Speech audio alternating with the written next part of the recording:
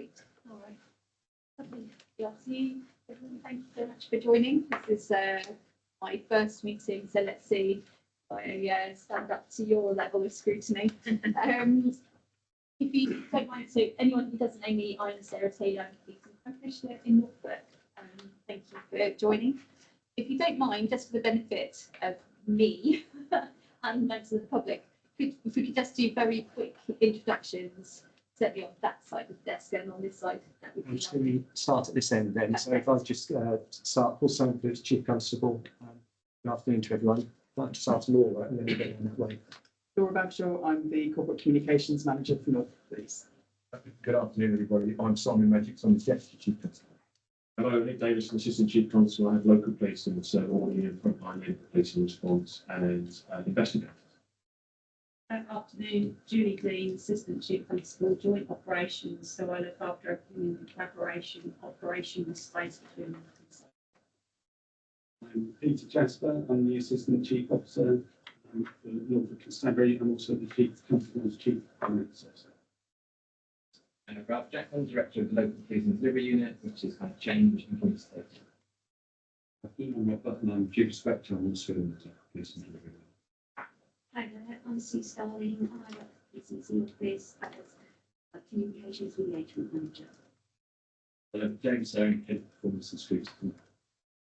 Good afternoon, I'm Sharon Lister, Director of Good afternoon, Jill Penn, I'm PCC's Chief Finance Officer. Good afternoon. I'm the PCC Chief Executive. Thank you. And so do you have any apologies for absence today? None from our side. No? Yeah. Okay. Thank you. And any declarations of personal or prejudicial interests? None. Okay, lovely, thank you. So there has been something of a gap with these meetings. So we, in our pack, have meetings from the previous meetings held on the 17th of October. Fairly obvious reasons I was not in attendance, so I'll have to take those as read. But are other attendees happy to confirm whether any discrepancies or omissions that need to be addressed? Consent? Yeah, true. Okay, lovely, thank you. So into public questions. I just wanted to start by saying thank you to everyone who submitted questions. Had 17 submitted, which I understand is quite substantially higher than what has been the norm, which has typically been around between 4 to 8 for every meeting. So I really welcome that. And I would like to think that we could increase that number, particularly if we manage to get a good two-way flow of communications, not just into this office, but then out to the public as well. So certainly ambitious in that respect. And just to that end, I wanted to just talk. So the office have kindly furnished me with information around what those submissions obviously have asked, the question and what that's getting to. What's useful is to understand who the person submitting that question is, what district they reside in, and all of that kind of detail, really, so that then responses can be directed to different districts, or we can get more intelligence out of those questions as well. So I am also mindful though of the 100-word limit on questions, and while if our ambition is reached and we do get a large number of questions in, then having a short word limit is useful, because otherwise we're dealing with just a lot of material. But I will be talking with the team here about just considering that word limit, because it is so short. And when I look at some of the content of particularly some of the longer questions, I just wonder if revising that a touch might be useful, just to get a bit more information out and give people a chance to just explore that a little bit. So hopefully that's useful for anyone looking at this as a viewer in particular. So we'll take that under review. So there is, I think it's fair to say, some distinct themes in these questions. I did just want to say I have one question but which is more in relation to me and what I am doing going forward. So what I'll do is I'll take that offline and I'll provide a response through our social media channels on that in particular. So that will definitely be addressed, and I'll look to provide a response to that. So we've had quite a number of questions specifically about the enforcement of the PSPO Britannia Road in Norwich, so the public spaces protection orders in Norwich, which relates to antisocial driving, basically around Britannia Road. And there's been a number of questions around what is being done around breaches of that order. There's a few questions around people being called out for breaches, but nothing being done or being seen to be done around those breaches. Please, could you just expand on that, what the force is doing and where responsibility rests for taking that forward as well? Of course. So the PSPO is seeking to address what has been a long-standing issue within that car park. And I think it's fair to say that residents of Britannia Road have undoubtedly had a tough time for quite some period as a result of antisocial driving at that spot. It's certainly a hotspot for that sort of behaviour. The PSPO, beg your pardon, is still quite a recently introduced tactic by ourselves and the City Council to address that behaviour. Prosecutions under the PSPO are determined by Norwich City Council. A breach of a PSPO does not necessarily result in a court appearance for the defendant. It's at the discretion of the City Council as to whether or not they would choose to issue a fixed penalty notice or believe that a prosecution is more proportional. However, that does not mean that the constabulary doesn't have a role. We're typically always going to be the first responders to incidents of that nature, and we're certainly going to have a role in gathering evidence on behalf of City Council to enable them to consider whether they would want to launch a prosecution or not. Before you get to the point of prosecution, there is a escalation route which starts with warnings and warning letters and notices before you subsequently get to a prosecution. And I think where we are at the moment is that we're working through the people who've had their initial warning notice, moving through that level of escalation before we might get to the first point that the City Council would proceed with the prosecution. I am led to believe that there is a case at the moment that they are currently considering for prosecution. But to be clear, the escalation route is engagement and education. First point of all with a warning letter, then a further breach notice, and then consideration between the City Council and us as to whether it moves up through those escalation routes. That aside, in addition to the protection order, I understand that the City Council have obtained an automatic number plate recognition camera to install at the location, which would help with evidence gathering around that point. There is a sound speed detection device currently installed at Britannia Road to gather better evidence about the extent of speeding that might take place there. And what I think would be really important would be to help inform highways to support any decision making about any more substantive redesign or problem solving, whether that be traffic calming or anything else in the future. Over in Great Yarmouth at the moment, we are currently trialling an acoustic noise camera, which I think is one of only 2 in the country at the moment. If successful, I think that could be quite a useful development at that site. So acoustic noise cameras are, well, I'm sure you know what they are, Commissioner, but just for the benefit of the public, that they're the equivalent of a speeding camera, but it measures noise rather than speed. That would be a very helpful development, dependent on the outcome of the trial at Yarmouth. And then more generally, the constabulary has an operation in place called Operation Octane, which is a police-led partnership response to antisocial and dangerous vehicle usage. That very much targets an individual, much more so than a place. But I'm quite confident that our activity around Operation Octane, dealing with drivers, people driving in an antisocial manner, will be dealing with many of the same individuals who are causing problems at Britannia Road. We continue to have significant activity in the area. The questions reaffirmed to me that the public there wants us to continue with that and want us to do more.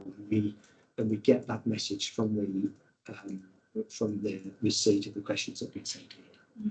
So just as a quick sort of follow-up in tangential, I've had a lot of comments and questions around antisocial driving in particular. So on the acoustic noise camera trial, do you know about the trial timeline for that, for the completion of that trial and the I'm not review sure of it? of the timeline, I have No. to say. I mean, I can find out, provide you with the detail. We've had it up and running for a little while now, Yeah. so I can't imagine it'd be too far off before we have some data. Funding for 3 in total, Mm. wasn't there, nationally, but I'm unclear on those timelines. I think it'd be helpful to have Yeah. that information. But if we because pick that up as an action, there's a big come back to you. appetite, I think, Mm. across the county from everything that I'm seeing, so that would be great. Yeah. Thank you. Okay. And then the other sort of part of these questions around the PSPO was, and I just wonder if you can offer some clarity on this from your perspective, notwithstanding everything you said around the Norwich City Council's auspices. There seems to be a little bit of confusion perhaps around the community's sort of involvement with this, particularly around reporting and the appropriate routes for people living there to take in terms of reporting. So just for the avoidance of doubt, what would your advice be for residents there? My advice would be that reporting should be done either by 101 or through our live chat function that can be accessed through the website. We have had individuals emailing into us or sending text messages, but our response to emails will not be as quick as a response to our 101 and or our live chat function. Okay, So it's 101 on the phone or live chat via the website. thank you. Helpful. Yeah, there's a weight of information around social driving. I should think we're going to get a lot more of that. So just in a similar vein, although this relates more to the dangerous driving operations close pass, there's one question received which talked about B1145 through Wolsey and where commuting routes there were, as the questionnaire puts it, too dangerous for these cyclists to ride as part of that operation. So if there's anything that can be done to make those roads safe enough for some public to ride on. Just wonder if you could talk us through the work that's been done to ensure cyclist safety, please, particularly on those types of roads which we recognise as not being inherently that safe necessarily anyway. Yeah, so Operation Close Pass was mentioned. That's an operation that we've been running across the county and effectively involves the prosecution of drivers for not providing adequate space to a cyclist on the road. Aware that the question had been posed, our roads policing team are not aware of any requests to hold a close pass operation on the B11 45, but that's not to say that that's something that we cannot do. Now, not all roads are suitable for close pass simply because of the layout, but we're not aware of any particular issue at that location. Again, specific to location, as part of the active travel funding that Norfolk County Council has secured under the Rural England Prosperity Funds, we are working closely with local authorities to provide data support to support the progress of shared certain cycleways along the B1145 from the crematorium to the Queen Elizabeth roundabout. And I certainly think there's a view from the constabulary that would be advantageous in that location. We're also continually monitoring speeding data along that road as well. So Operation Close Pass is our efforts as a constabulary to ensure that safe space is given to cyclists. And of course, our wider road safety activity around enforcement and the fatal fall protects cyclists as much as it does any other road users in the county. And so you saying, I think you said that you weren't aware of a request to hold that operation on the B1145. So where would that request be sought from? Well, it can come through. It can come through many routes, but the best advice I would give for matters such as this is we have a local priority setting meeting for each of our neighbourhoods. If any resident of the county can go onto our website, there's a section which says your area. If you type in your postcode, it will tell them when the next priority setting meeting is, and it's there where requests for police attention to any number of matters, whether it be road safety, antisocial behaviour, anything else, can be made. Do we know what the attendance is like at those meetings? in It that area? varies across the county. I couldn't give you an answer as to that locality, but it varies across the county. What I would say is we don't require individuals to attend a meeting for us to pick up their priorities. We recognise that meetings are inaccessible for a number of people, but that they just want to share their concerns. And it's through that same functionality that those concerns can be raised by us so that they go to the local beat manager for that area. And more recently, we've moved away from just setting priorities based on the views of the attendees at that meeting. We're trying to take a broader perspective of the concerns that will be brought to the constabulary. Thank you. Right, moving on to staffing issues. One person has asked why Norfolk Police stopped recruiting for special constables. This person has applied to the police as a special, and having passed the initial assessment, was told that stop recruiting. We're able to expand on that, please. We've momentarily paused recruitment of special constables for a number of reasons, but we intend to be recommencing recruitment very soon. The reason for the pause is we've been carrying out a review of how we recruit and deploy specials across the constabulary. Specials are a fantastic addition to our team, but they don't come for free, and there is costs associated with them. We might not be paying them a salary or a wage, but we have to pay them in terms of kit, equipment, training, insurance, and the amount of kit, equipment, training, insurance that those special constables require has significantly increased in recent years. And therefore, we're users of public money. We want to make sure that we're making the best use of our special constabulary, ensuring that we get a good number of hours out of the individuals who volunteer for us, because if you don't get a certain number of hours, then actually the return on the investment is not always sufficient enough.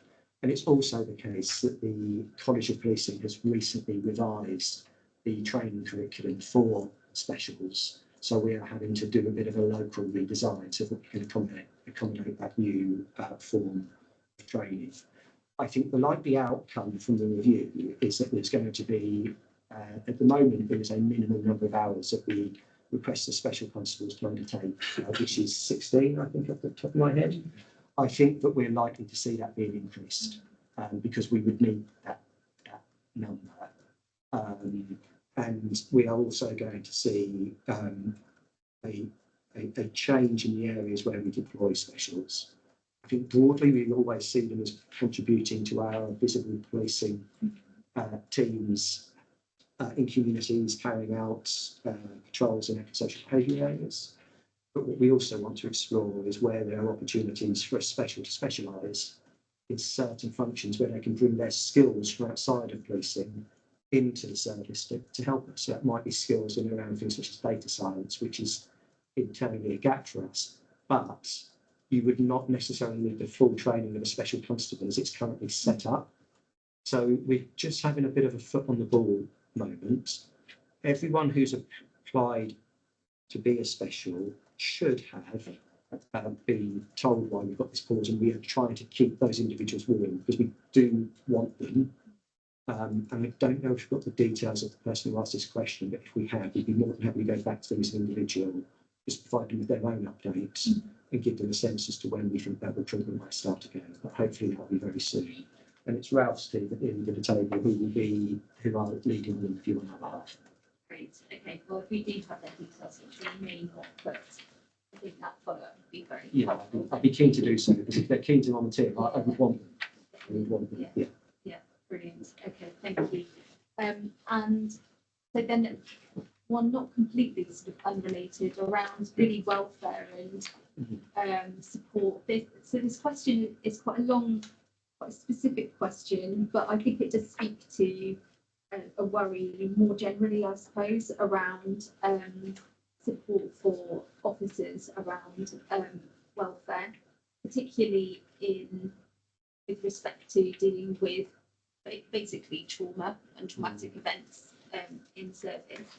Are you able to say, I know we'll touch on this, I'm sure, in the sort of the main sort of body of work, surely, around the health of the force, but are you able to just talk us through, please, what provisions there are, particularly for newly qualified police officers, and making sure they've got the support they need? Yeah, of course. to get them up and I running? mean, the first thing I'll do is I think I have to acknowledge, and all of the leaders on this table acknowledge, that we are increasingly asking new young officers to form in an increasingly challenging environment. They are unavoidably working hard as the volume of our calls increases and the complexity of those challenges increases. Sadly, too often, our police officers are met with hostility and violence from some of the individuals that they engage with, and it does make it a difficult job to do. Now, it's therefore my duty to ensure that I've got in place a good enough workplace health provision for my workforce. And we strive to do that, and I'll go through that in a moment. But unavoidably, policing is hard. It's difficult. And I take my hat off to our officers who every day are doing challenging things. Inevitably, those challenges do take their toll on people, particularly those young service officers. To more directly answer the question, one of the things that we did, and we are, to the best of my knowledge, the only force in the country that does this, is at the end of an officer's tutor period, so they have their initial 22 weeks training, they then go out for 11 weeks with a tutor constable. At the end of that period, we've inserted an extra 15 weeks where those officers are in something called the community support unit, which is where they have a much higher level of supervision and controlled exposure to the risks and challenges of policing. We've done that because we want to, A, make sure that we retain those officers having done all of that training, slowly introduce them to the challenges that policing does bring, and make sure that we're investing in their skills so that they'll stay with us in the future. Only force in the country that does that. It's not workplace health, but I think it's the best thing that we do in terms of preparing our young workforce for the future. Thereafter, though, we have a dedicated wellbeing team that's part of our workplace health offer that provides support to individuals and managers in all aspects of wellbeing. We have a wellbeing champion network across the constabulary. On our internal intranet pages, there's dedicated information about wellbeing, which signposts staff and officers to a wide array of guidance, highlights our offer, and also the offer of some external organisations and charitable organisations who are there to help policing. I would acknowledge that in the past we've not been as good as we could have been at telling our staff what facilities are available to them, but I think we're getting better at that now. We promote through Laura's team internally a number of healthy living promotion campaigns, such as healthy eating, smoking cessation, menopause assistance, a number of health promotion challenges to try and keep individuals in the workforce, in the workplace. We also have a 24/7 365 employee assistance program. So that's a phone number that anyone can call any of those times for immediate and life support. A trauma risk incident management system, fitness classes, online fitness classes, a whole wide range of offer. The best place to look at it up is on our internal internet pages. But I think it's broad, it's extensive, but I finish where I started. Policing is a challenging job. unavoidably so. And I'll do my best to support my staff. But unavoidably, sometimes, I think all of us at one point in our career, times when it's been tough. So, and we know that people's reactions to those kind of situations can be very different. So are you able to just give us a sense of how, basically how, from a line management perspective, people are encouraged to or checked that they might be taking up those provisions? Yeah, again, I think I'd be honest and say it's an area where I think we've got further improvement to make. I think historically there was a culture in policing which was just one of suck it up. And I think we've moved away from that now. It takes a lot of convincing to do to the individual worker that we have if they ever were to report matters such as that. I think one of our main approaches to changing that is through our leadership course and our new course for sergeants when they take upon promotion. It's something that we didn't do before. A significant component of that is how to look after their workforce. And Commissioner, it's encouraging to do exactly what you just described, which is ask a check. Let's get more of that in future. Yeah. No, so a quick point. The additional element that the chief has just referenced, the community support unit for 15 weeks. Every early shift that they come back on, first thing on an early shift, they'll do a quick survey. It's a wellbeing survey just to see where their wellbeing temperature is up or down. That can be used in an aggregated way, but it can also be used in an individual way. So we're trying to inculcate in individuals coming through the organisation that it's the right thing to do to talk to us about how they're feeling. Because if we understand how they're feeling, we can ensure that we get the right provision, but as importantly, that we're leading them to deliver great public service. So it's just, we're trying to get that built into that whole system going.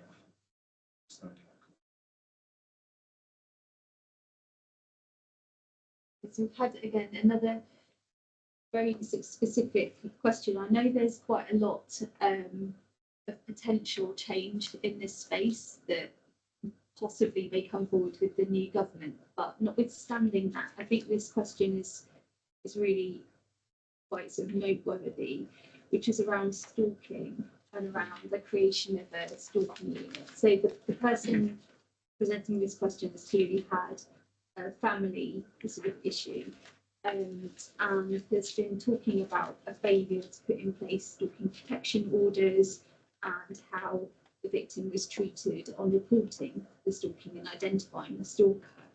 And the person who submitted the question, their observation is that issues would not have, that's their words, would not have arisen had Norfolk had a dedicated stalking unit. And they make reference to Cheshire Police for good practice in that respect. This, understandably, is getting a lot of attention at the moment. I think the people's quite understandable concerns around early prisoner release have got this back up the news, if you like, because people's understandable concerns around that. But could you please just detail some of the ways that the force is dealing with this? Because I think this is an area that perhaps is very poorly understood within the public at large, but I know is very critical for victims when they come forward. Yeah, of course, and I understand the concern. I'm sorry to read that there's been some clear disappointment with how we've responded to this incident. We'll do some more details on it, and of course we're picking up, if I took in general terms. So the author of the question is correct. We don't have a dedicated stalking unit, but what we do have is a domestic abuse partnership perpetrator approach. We call it our DAPPER team. This team deals with high risk, high harm perpetrators. Funding for this team had previously been secured only up until 1st of July, but we've now been able to make that permanent with the provision of permanent officers for that team. One of the functions of that team is that they practically manage stalking protection orders. They will conduct address checks on perpetrators, and deal with any breaches of SPOs. They draw up contracts with associated victims to show how they would like us to continue to engage with them to hopefully support them, not overwhelm and not have too much contact. but to make sure, most importantly, that the victim is a single point of contact and doesn't necessarily have to go through the normal reported channels just to get back hold of us. Within our safeguarding hub, we monitor all stalking crimes as they are being raised across the force, and then the officers under investigation will be contacted by our safeguarding hub if that central team believe that it might be suitable for a protection order to be put in place. And then, if that is the case, the DAPA team would work with our own legal services department to go through the process of signing of orders. These orders ultimately come across my desk, do so regularly for signature for the application. Stalking can now be reported online to the police, so it's a new development for us, and when that comes, it will get a priority response from our contact and control room. So sometimes we know it's difficult to make the call, or the circumstances the victim might be in might make the call difficult. So we've broadened out the range of ways through which stalking can be reported to us. And then once we are in attendance, we've recently introduced a new domestic abuse risk assessment tool, which is an enhancement of the risk assessment that we previously did, and directs officers towards a bespoke separate stalking risk assessment if that was required. I think our old risk assessment tool wasn't doing that so well, so the upgraded tool will be helpful, and force-wide training is taking place for that. We have recently done training for our sergeants and inspectors on stalking as well, to highlight to them the importance of these powers and to make best use of them when we're able to do so. I am in part aware of the Cheshire approach. On the back of the question, I'm going to, I think, some more details on the College of Policing's website about it. So I'm going to take a close look at it as well. But I say this in no way to say that this area of business is not important, because it clearly is. But there are a number of functions across policing where I could set up specialist teams with some justification, and resource is often the limiting factor. But we are improving our response to stalking, and I believe some of our recent improvements will take us some significant steps forward.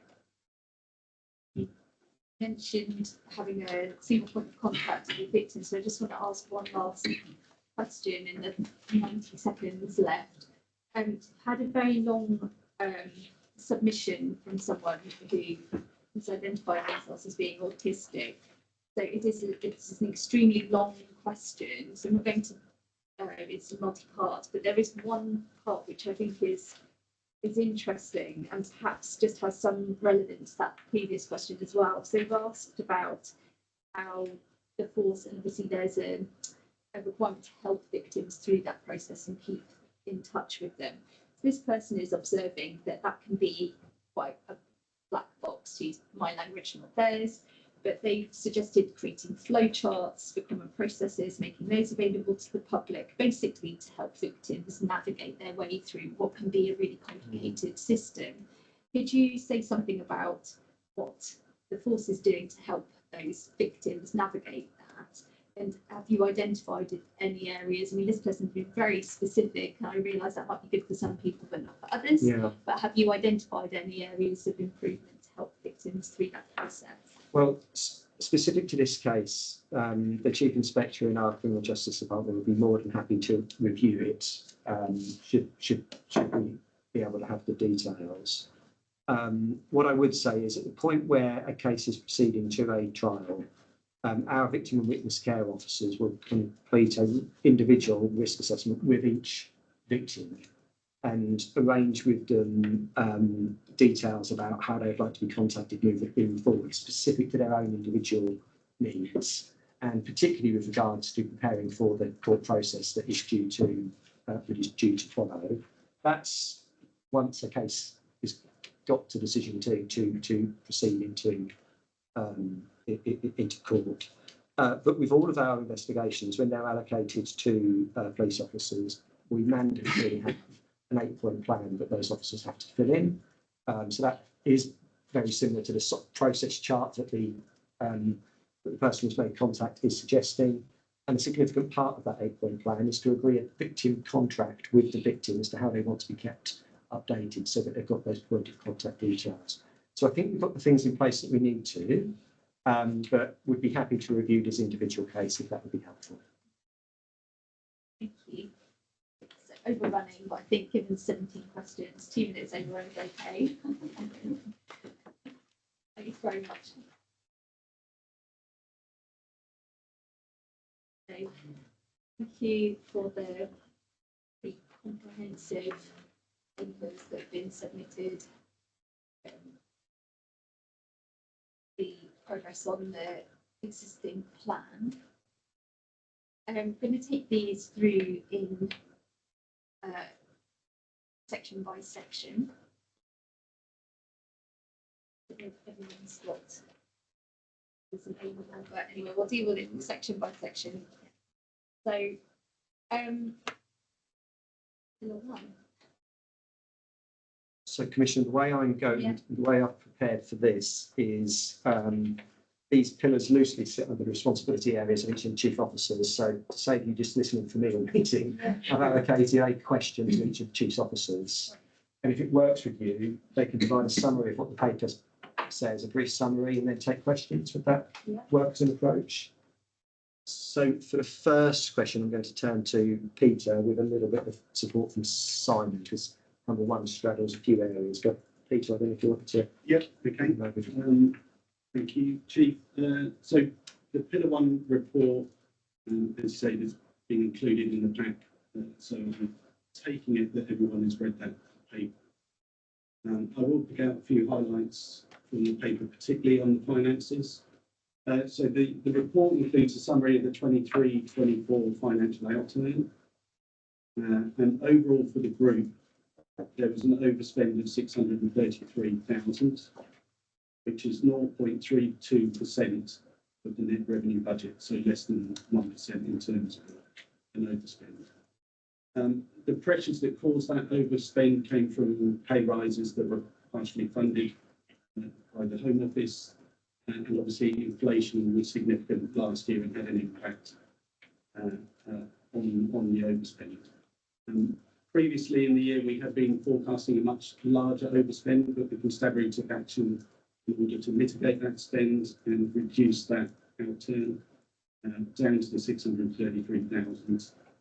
We did at one point think we were going to be able to balance the budget, but there were a couple of late issues that came in nationally around some pensions and about some claims that were impacting across the whole of the police service, and that then created that overspend at the end of the year.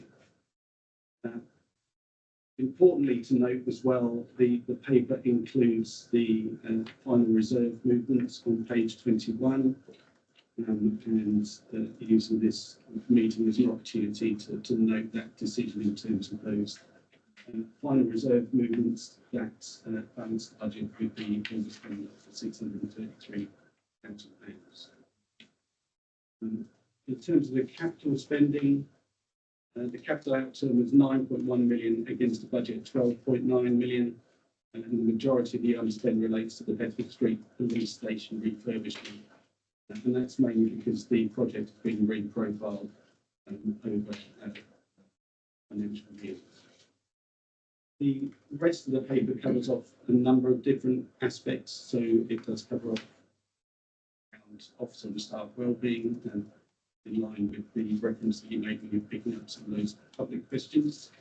It also covers off ICT, fleet and estates projects, and then there are other important projects that are updated, as well as some innovation work that goes on through Ramsden, and it's covered in that paper as well. But importantly, I just wanted to cover off the financial year outturn, and then happy to take questions across the page. Yeah, I just to add then fairly briefly, because Peter's covered most of the issues there.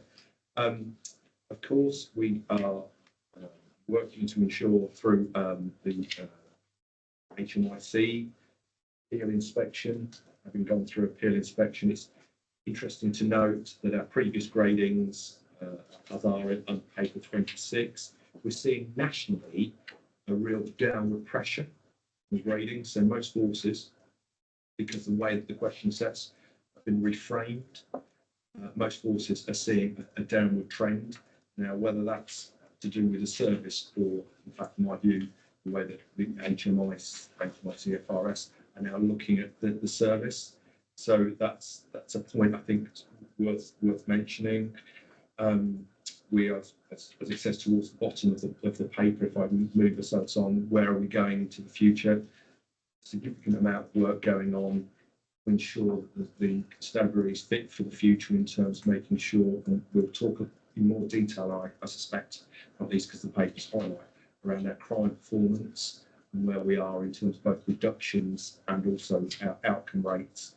But in part, that's down to the way that we're reallocating crime and making sure we've got the right people with the right skills dealing with crime, which is that operational discovery point at the bottom of page 28, and working through that across the entire constabulary, make best use of people's skills, give the very best outcomes for victims of crime. And then it makes mention of some of the other initiatives that we're involved in. You're aware, I think, of our rapid video response. I'm certainly very aware of the right care, right person work that's going on, but we're also a national leader in and around drones and use of drones technology beyond the visual line of sight, and trying to ensure that as a consequence of using drones that we become more efficient in terms of dealing with incidents that we have to respond to where we need air coverage, and trying to be more self-sufficient around drones. But again, like Peter, if there are questions, we're happy to respond to the questions that come in relation to that particular paper. Thank you. So you talked about the pressures on the budget last year around inflation, pay rises, there were familiarity with those. Have you got a sense of what pressures we're likely to see on the budget for the current year? Yes, and they'd be presented at the next public accountability meeting. But we are already seeing some pressures emerge in the new financial year, less so around non-pay spending, so inflation has settled back down, and some of those overspends in those areas around property and estates and those sort of things are settling down.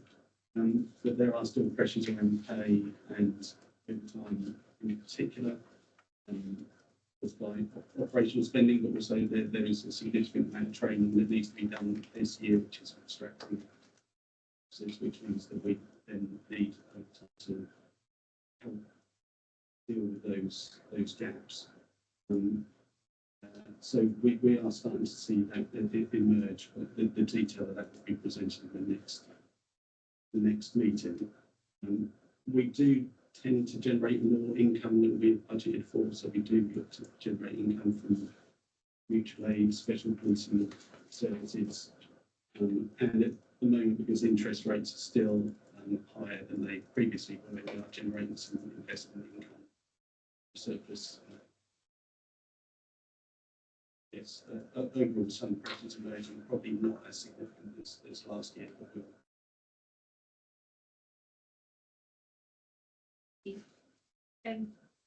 There've been quite a number, as you'd expect, of questions to me. There's also been out in Tesco, oddly enough, it's been getting tapped up in Tesco, but all to randomness aside, around people's concerns, understandably, I think, around right care, right person.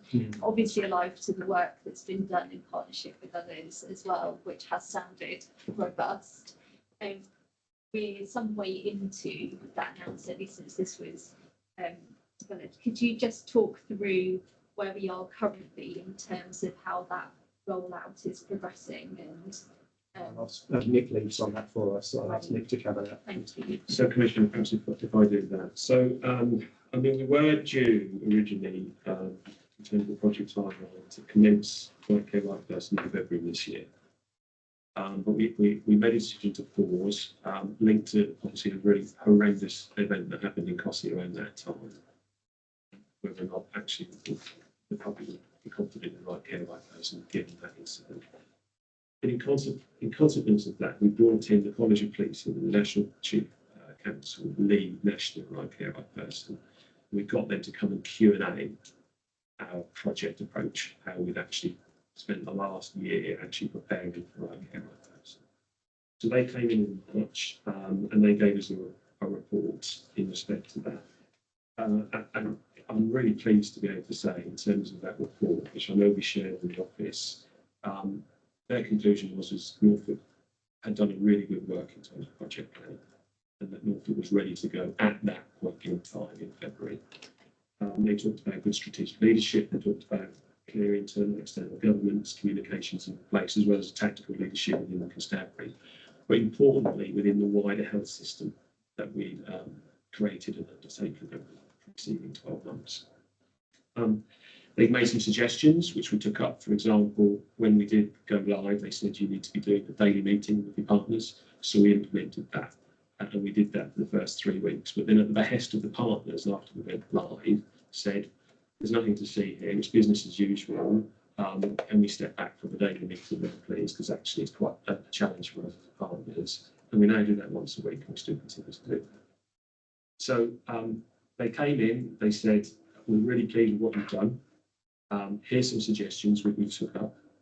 They also said, we're really, really impressed with the way in which you used a particular piece of technology attached to your command and control system called call scripting. Please come and talk to the other police forces about that, which we've done.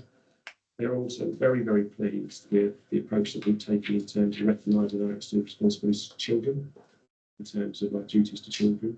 And we'd already did that actually as part of the implementation programme, and we built that in from the very beginning. And again, they've asked us to present that national good practice, and again asking us to come back again because they're trying to land that with other forces across England.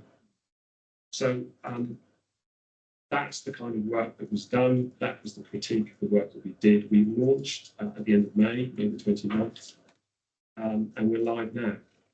We've stepped back from the system partnership meetings daily. We still hold them monthly. We've still got a post-implementation project management team to make sure that we kind of embed it and land it and give our staff confidence about the new decision making that we've got. And we continue to do that, but we will now get to business as usual, where the control will take kind of lead for the policy as well as for the practice. If I was to say that since the start of 11th of July, Right Care, Right Person has 4 broad themes. The first theme is police attendance and concern for welfare calls. Those can be beyond mental health, and most of them are in fact beyond mental health. Prior to RCRP, last year we went to 55% of those types of calls that we got.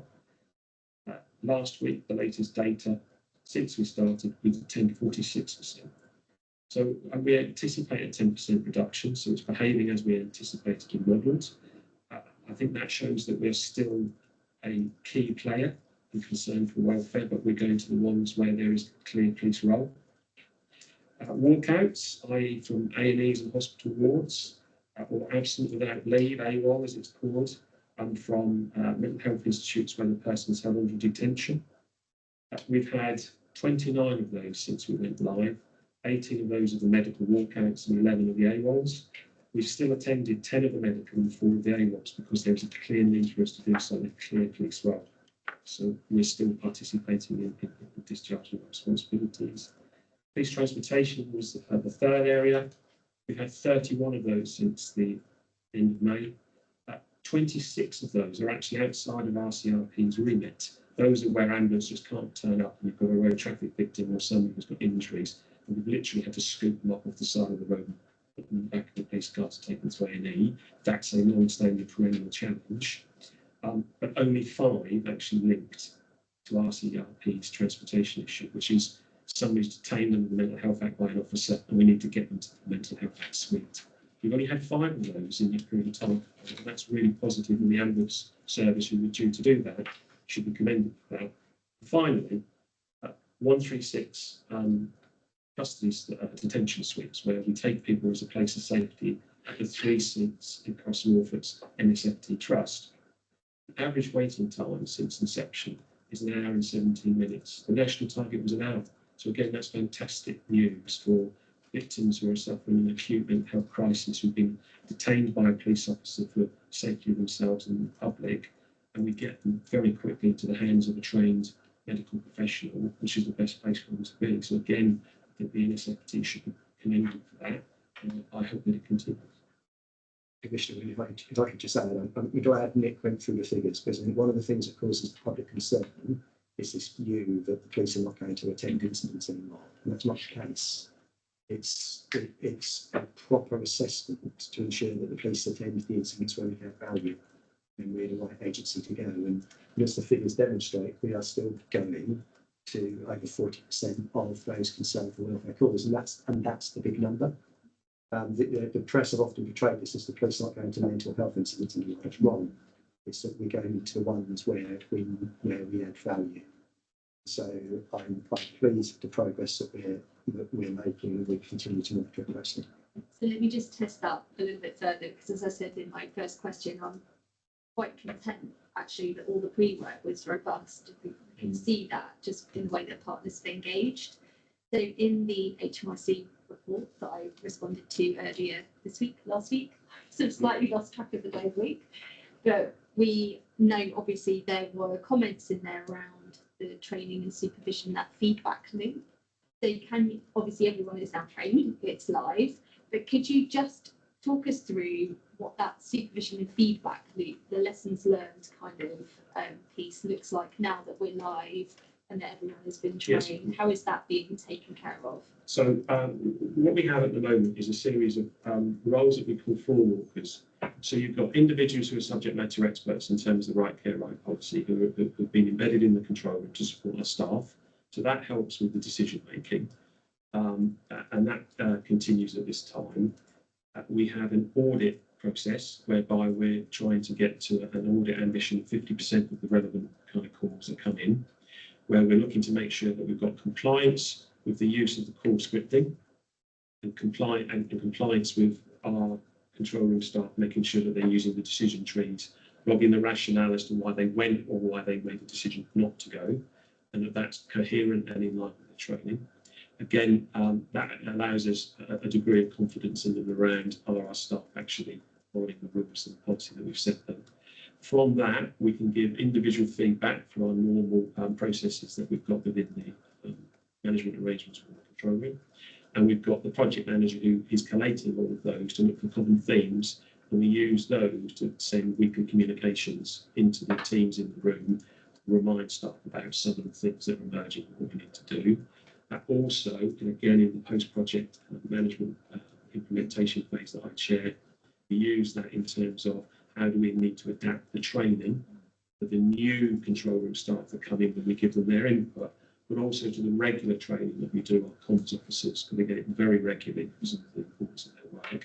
We feed it in and refresh that. It's really helpful, thank you, because I think as you said, as the chief said, this is all about having a proper assessment so the resource is deployed. So I'd be really interested to look perhaps after 6 months after that you press go on that implementation, just to understand what those numbers look like and how that feedback is continuing.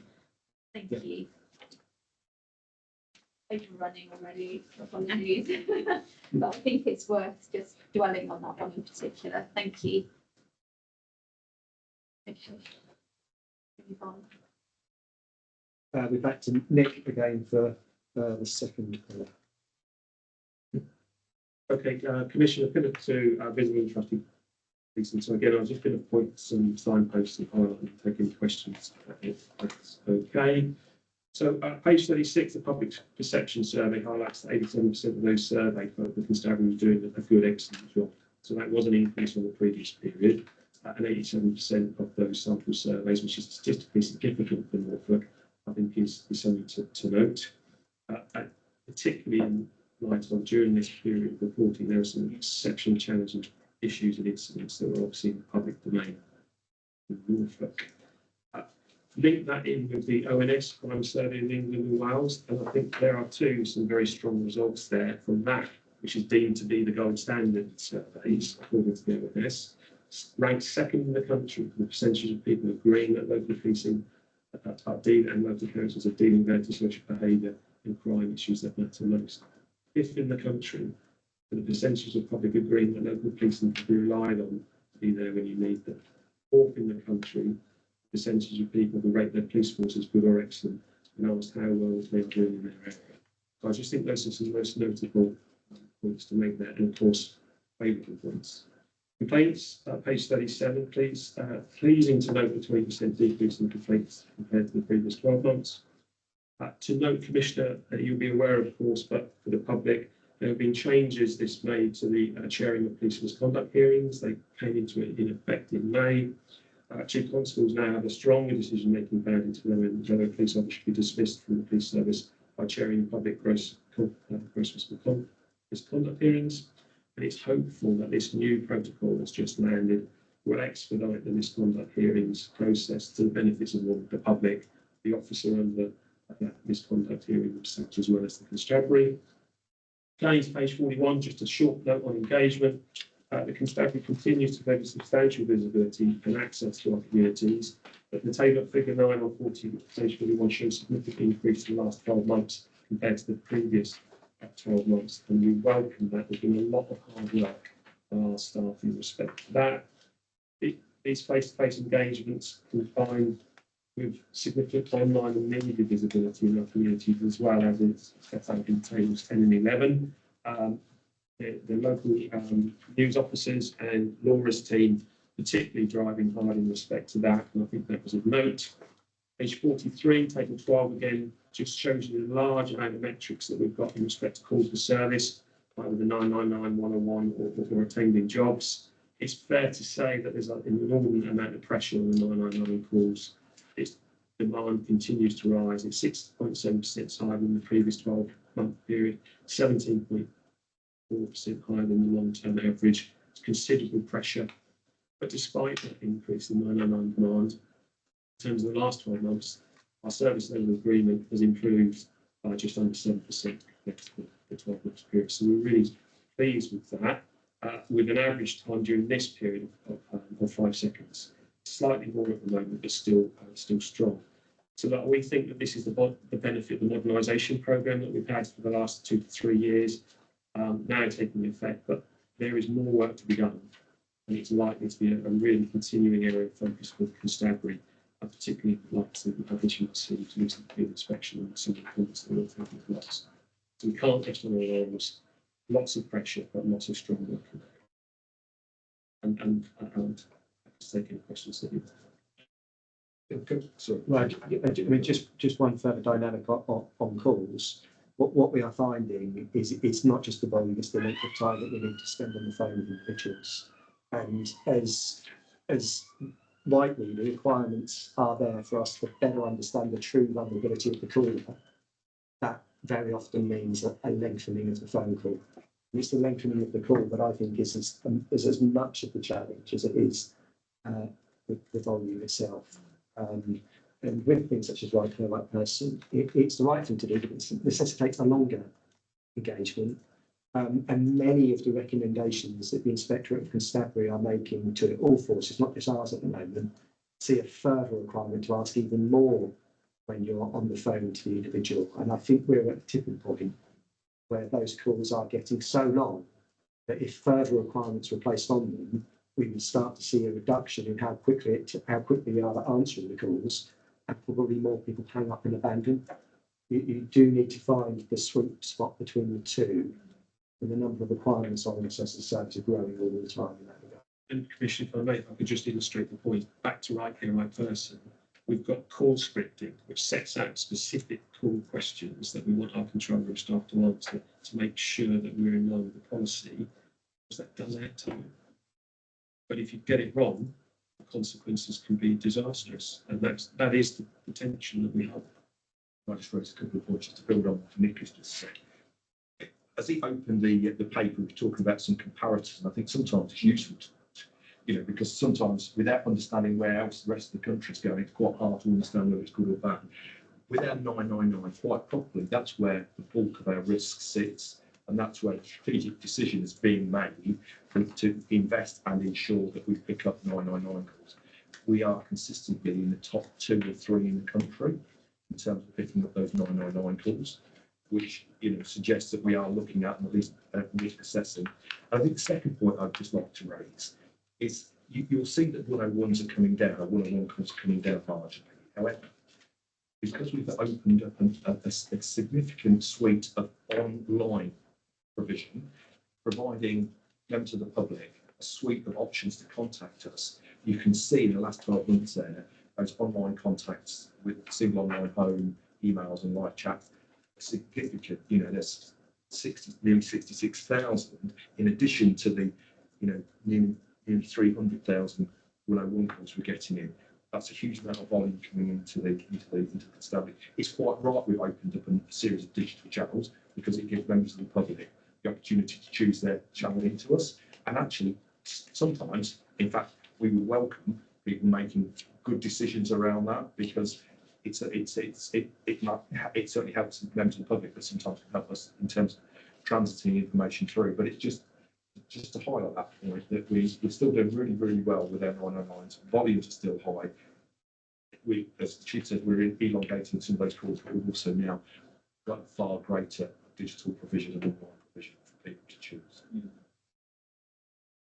So, thank you for this. This is fascinating to me, this, because on the one hand, the national picture, and when people have a complaint, they really have a complaint, if you see what I mean. But the levels of satisfaction are really substantial, which is great. Long may that continue. But I guess I'm curious in particular as to, I know what you said, Nick, about the statistical significance. We'll have that conversation another time. We've got more time. But I am curious to know whether these increases, because they're only 2 or 3 percentage points increase in satisfaction, is that within the margin of error? And or do you have a sense, because again, noting what you said about this happening at the same time, some really difficult kind of incidents in the county, have you got a sense of whether this is perhaps correlated to particular comms interventions or different kind of outreach approaches that have been taken, or is it just circumstance, something has happened and the planets aligned? Yeah, so I'll answer it. So we have some analysis which talks about hate crime incidents globally and what you see in terms of spike of hate crime. So if I could draw parallels to that concept, whilst we haven't done any direct analytical work in the sense of this particular survey and the things that go on in Norfolk, I think there is the potential for a piece of analysis that might be able to draw some cause and effect conclusions, or say we just don't know. So have we done that analysis? No, we haven't. Can we? Yes, we could. It's about priorities in respect to that. I do think you see some fantastic work that goes out from the constabulary staff and comms, whether it's online, social media, or face-to-face, and the public does recognise that and see it. And therefore, I do think when the survey hits, it'll be in their mind's eye whether it was good news going on in the TV or in the newspapers or bad news. So I think there's that tension that we've got to manage, or what their friend told them down the pub. And of course, we know about human nature, don't we? You tend to keep good news and good experience to yourself, but bad things you tell 10 other people as a minimum. I think there's a long-standing human nature feature in my experiences. So I think it's tricky because it's perception. And of course, perception is in that my perception is different, but your perception is different to your perception, because we're all individuals. And there's direct experience, and then there's indirect experience from what you hear and what you see, or what you read about. So it's really tricky. This is what, at the risk of being extremely pedantic, this is why whenever people are mentioning statistical significance, because that does separate out the chance from the corollary. So if we don't have that, then we just need to acknowledge the fact that this is a bit of a black box. Maybe we don't actually know, but we have made some difficult decisions in recent years to scale back the level of surveying that we do, just because of financial challenges that we're facing. Not decisions that we wanted to make. We have looked at Ralph's team. I say we. Ralph's team have looked at a software solution which would provide us with like live feedback response from service users, There's certainly a desire to do more surveying to better understand this, but it does come at cost, and we've prioritised boots on the ground rather than the surveying. For what it's worth, though, I think that it's impossible for events that happen nationally, sometimes globally, not to have an impact on what people think is happening in Norfolk, as much as how good the service we've provided and incidents that we've had issues with have also impact upon that figure. So without more spend on surveys, I think it would be a challenge to answer those questions, and so we do treat these figures with caution. However, as a standalone figure, if 87% of people think that the police are doing an excellent or good job, of course I want the hundreds, but I think 87% is a very good start. And I think, Commissioner, fine for me, if I may, yes, we've got lots of good work that we see with communication. Ultimately, this is what Lincoln Constabulary does in its entirety, its totality. So, you know, our outcomes are up. We are delivering more and better justice for people in terms of our outcomes, in terms of crime investigations. Our VCOP compliance in terms of victim codes of practice, in terms of what the service officer is stronger than it has been previously. Again, reported by independent individuals. It's all of those things that come together to deliver excellent service. And as long as we can deliver excellent service across the range of it, then hopefully that those that experience our service will be able to report positively about it.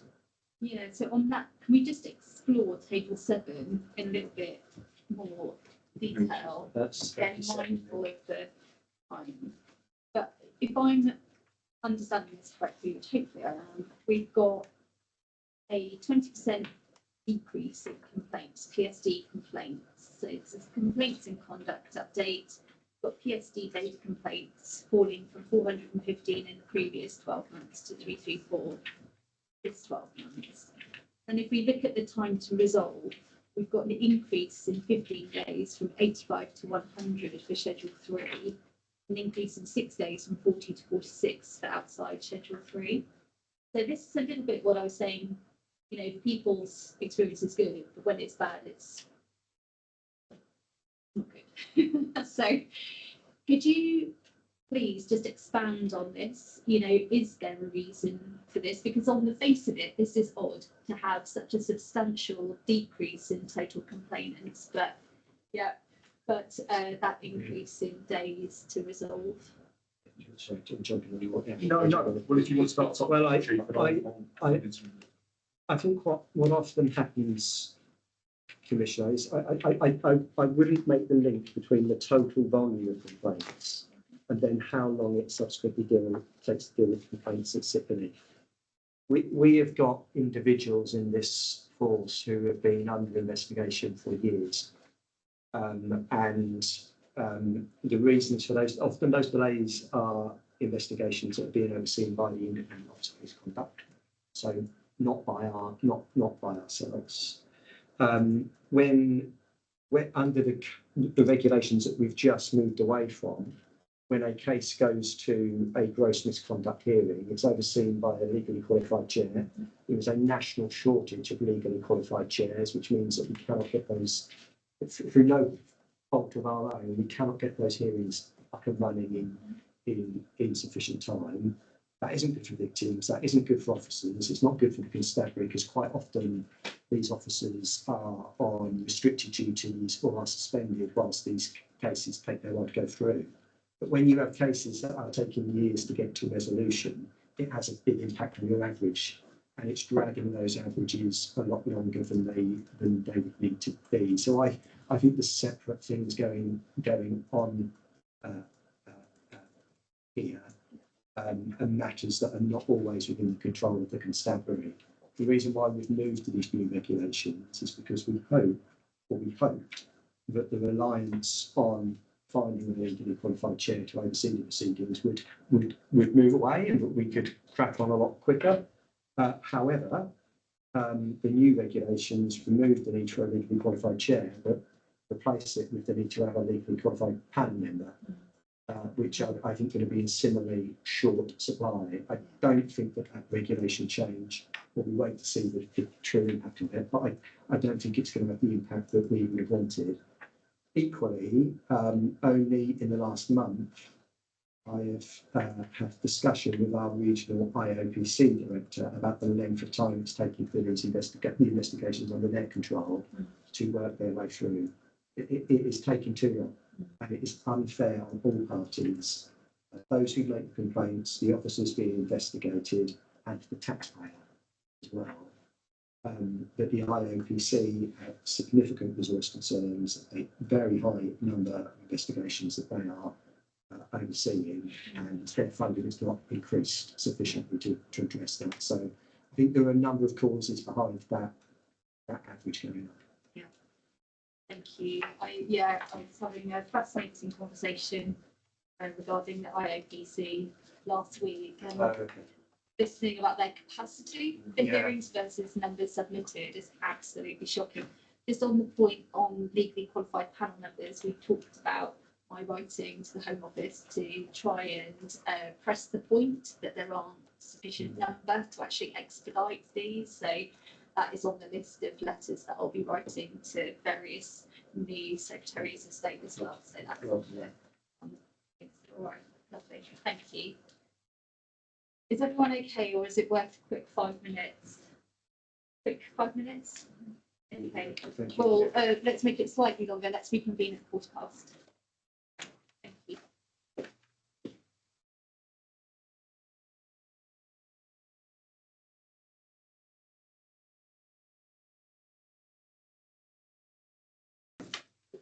Ben? Lovely. All right.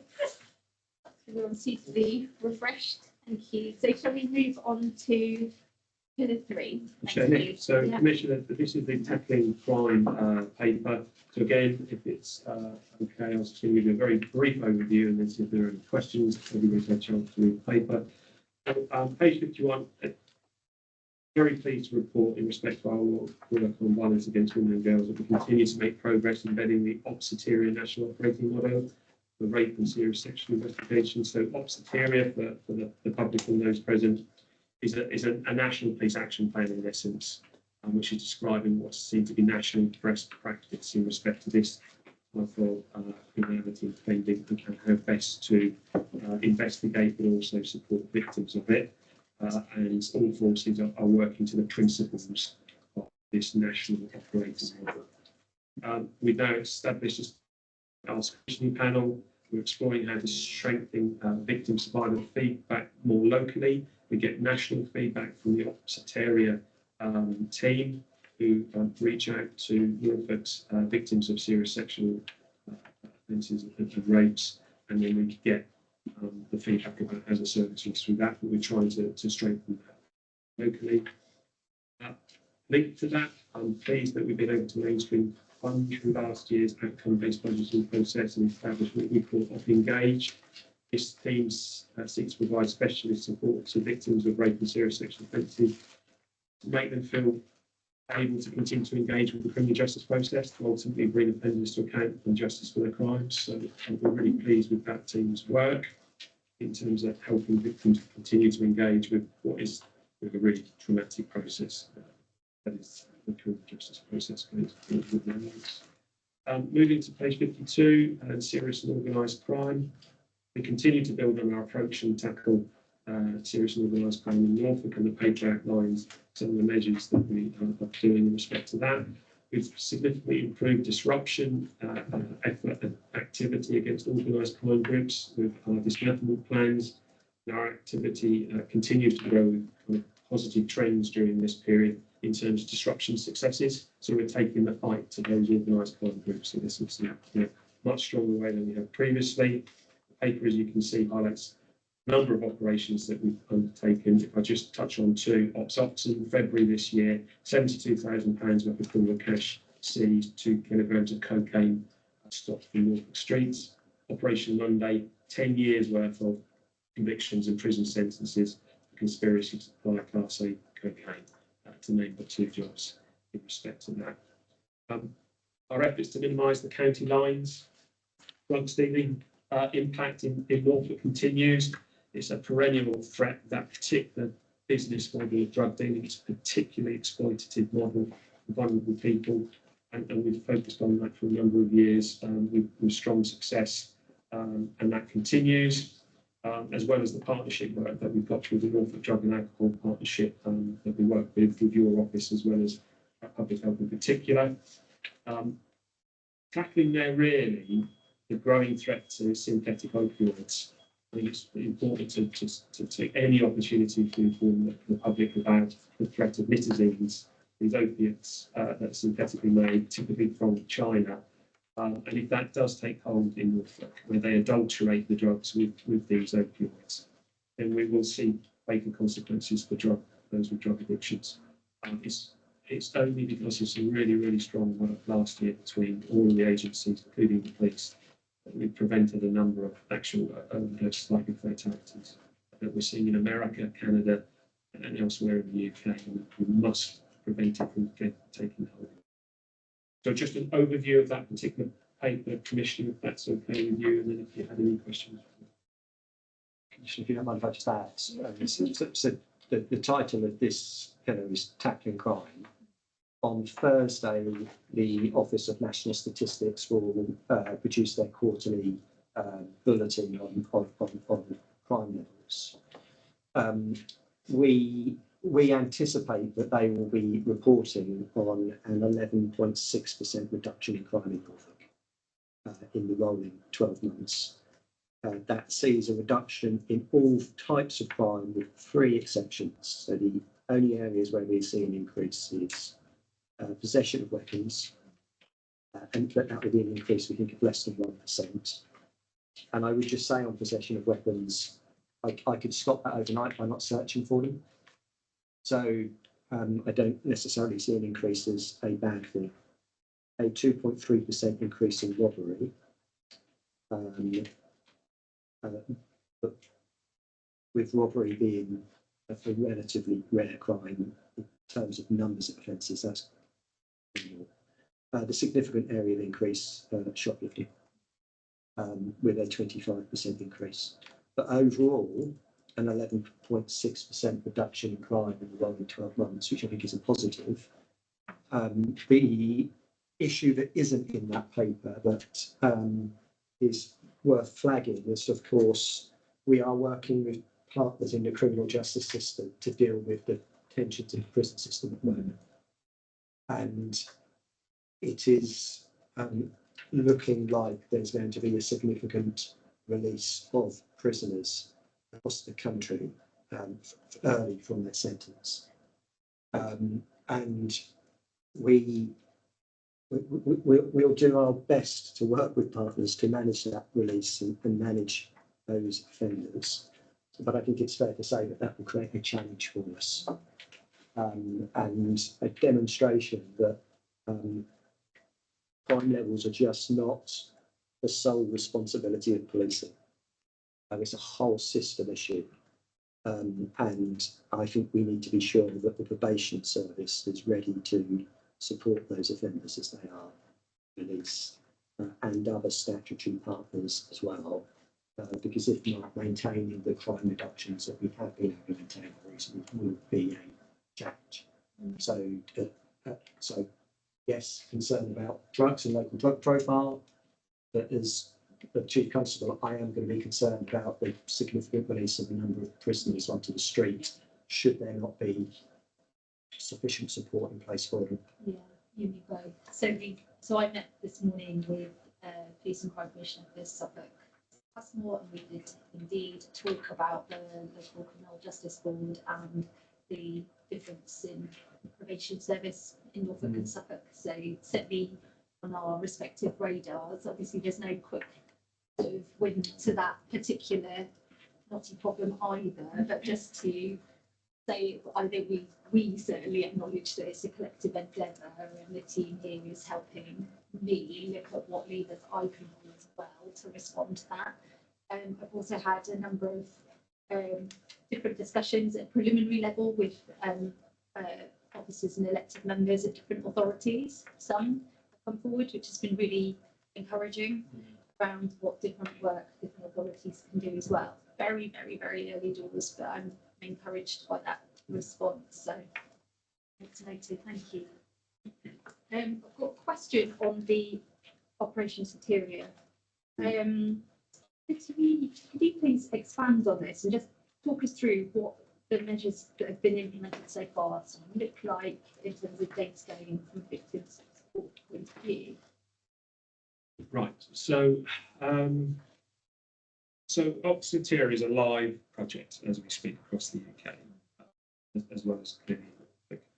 So I've got an accountable lead that is, in essence, my kind of tactical plan owner. And what we've got is we've got an action plan that is dealing with the 6 elements of what Soteria is.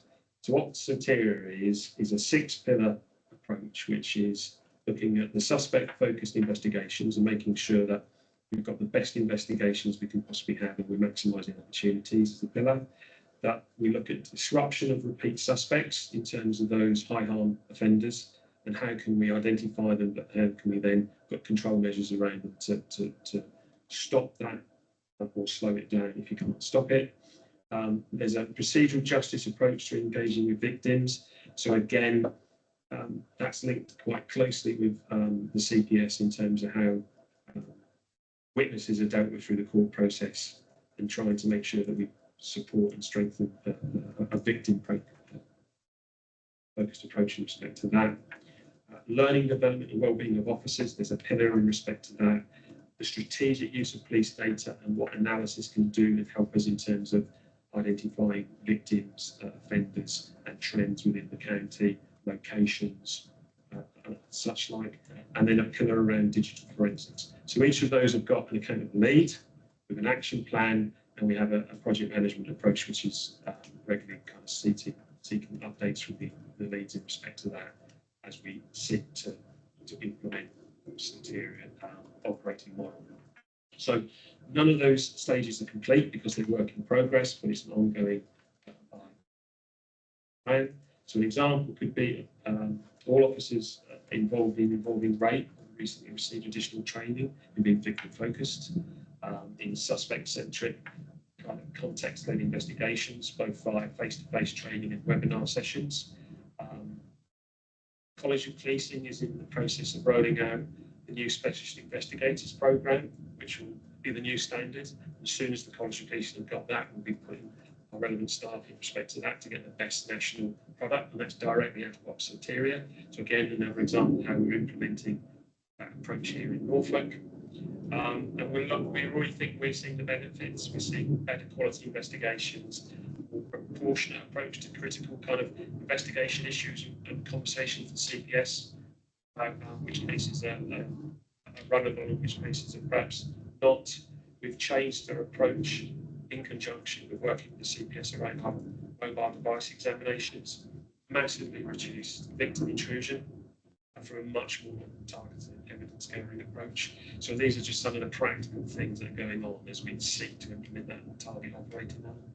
And so, I know this is almost certainly impossible to sort of respond to in a firm way, but just noting the percentage solved and your comments around the quality of that investigation, have you got a sense of if and how that quality of investigation might have some positive outcome in terms of percentages solved or percentages charged or percentages charged? So, I mean, ultimately, if you're delivering the best quality investigation, you're keeping your witness feeling confident enough to engage with the criminal justice process, then you're more likely to deliver a positive outcome. But of course, we are only but one. We collect the evidence, we maintain the victim engagement with the criminal justice process. It's for the CPS to make the decision whether they run it or not, and then it's the court process to see whether or not somebody's guilty. So we're the very public face of this whole journey, but we're only a third of the responsibility for it. So we have to work collectively together with system partners, which we're doing. I think, my hypothesis would be if you're keeping your victims engaged and you're delivering best quality investigation and securing and maximising evidence, then it should come as a matter of course, should it not, that you're likely to see a positive outcome rates but we're not the only sole person here. Yeah. There is some difficulty with the statistics at the present time. So if you think about the charge and the solve rate that he's talked about, there will be a period of time moving forward where we just need to see what's going on, and we won't be able to make too much sense of it because the Home Office counting rules changed last year in 2023, and that now sees us recording fewer crimes per incident. So the figures are not wholly comparable with some of the stuff that we've been able to report here today. And that changed from the previous regime, which would have seen a whole load of series of extra crimes recorded, but today we only just record the one. So again, that's creating some difficulties about where we are with kind of historic versus today's detection and solve rates and outcome rates. So we've just got to be mindful of that. And of course, violence against women and girls has been on the national kind of agenda for 2 years now, very high profile with the previous government, the Home Office, very high profile with the National Police Chief Council. And in many respects, hopefully that encourages victims to come forward, but with some, it might actually be seen as a barrier for them to come forward. So just on the point about really sort of one link in the chain, with this being a national operating model, has there been any element of feedback or reciprocity in any other way with the CPS with regards to case file quality and that kind of piece of the puzzle as well, so that you can move forward in less confident? So that happens both locally at force levels and nationally through the PCC's operations secretariat team. So they talk about it nationally, strategically with CPS. And I know that Dave Freeman, who's our detective superintendent, has very, very regular meetings with the CPS that deal with these types of offences here in Norfolk and regionally. They're based in Essex. And then that will be taken forward through some of the work that ACC Dean has responsibility for in terms of chairing some of the boards around investigation standards. And I know that there's a significant amount of work that goes on in those respects too. Yes, so a lot of focus on file quality, which is the File Quality and Disclosure Improvement Board chaired by Chief Superintendent and Justice Services. And then also just to pick up Nick's point around particularly rape and serious sexual offences, that's picked up under the Joint Operation Improvement structures, which we work to with CPS. So there's a specific RASO one, and that feeds into a strategic joint operation improvement meeting, which I attend with colleagues from across the region and CPS. So we look at themes and trends there in terms of outcomes and file quality, particularly in that area. And then once to follow up, everything just requires another follow up. On the rape scrutiny panel, can you just please expand on how that is constituted, as in what kind of organisations or representatives are on there? And then how are lessons learned sort of fed back and what that could mean for future victims coming forward? So it's been some time since I've looked at the specific matter, but I think we've got colleagues from the Independent Advisory Group that are represented there, which is obviously managed by your office. You've got our detectives, and I think you've got the Crown Prosecution Service too, and they do deep dives into specific cases to actually examine and put a third pair of eyes onto to what the processes were, what the decision making was, and make recommendations out of that scrutiny panel, which then gets fed back through to us and also to the Crown Prosecution Service in terms of hopefully seeking to influence future practice through that scrutiny process.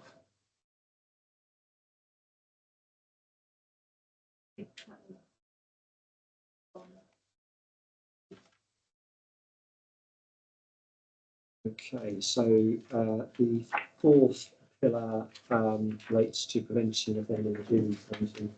Good afternoon, Commissioner. So I've got prevention of offending pillar 4. Within this paper, you'll see there's a focus on diversion and safeguarding. That's diversion within the community as well. There's a breadth of departments covered here, but you'll see throughout there's a strong emphasis on the partnership that we've got with colleagues across the county that's represented in some of the detail within the paper.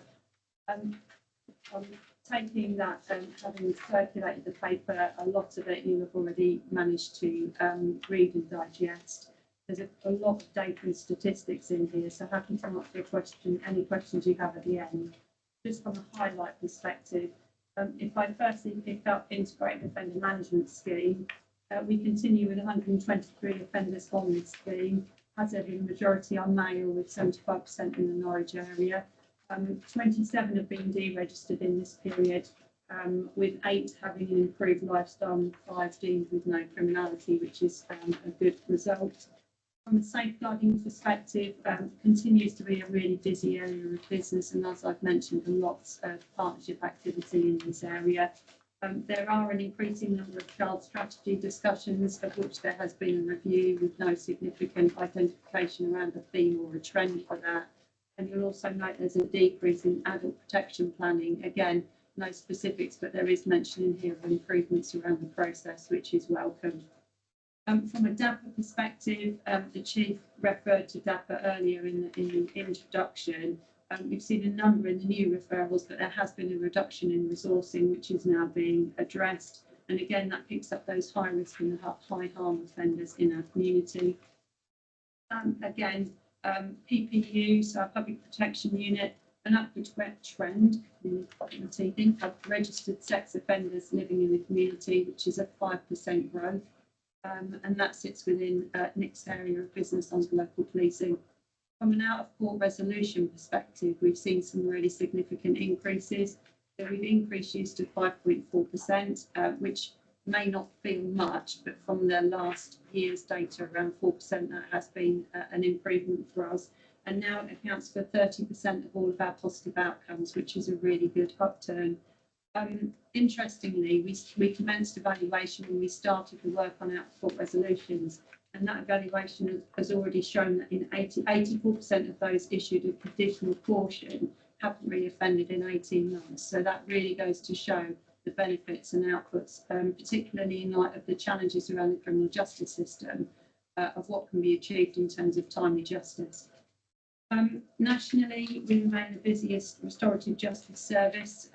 Really pleased to say we've worked in partnership with Gavin, who I know is on screen, to put that in place for the past 2 years now. We've seen 14.63% of cases choosing to take this opportunity, which really is rewarding and both reassuring when you see the national percentage sits around 5%. Our current model in Norfolk and Suffolk has actually received national recognition, and we've had a number of visits because of it, so something to be proud of from a constabulary and PCC perspective.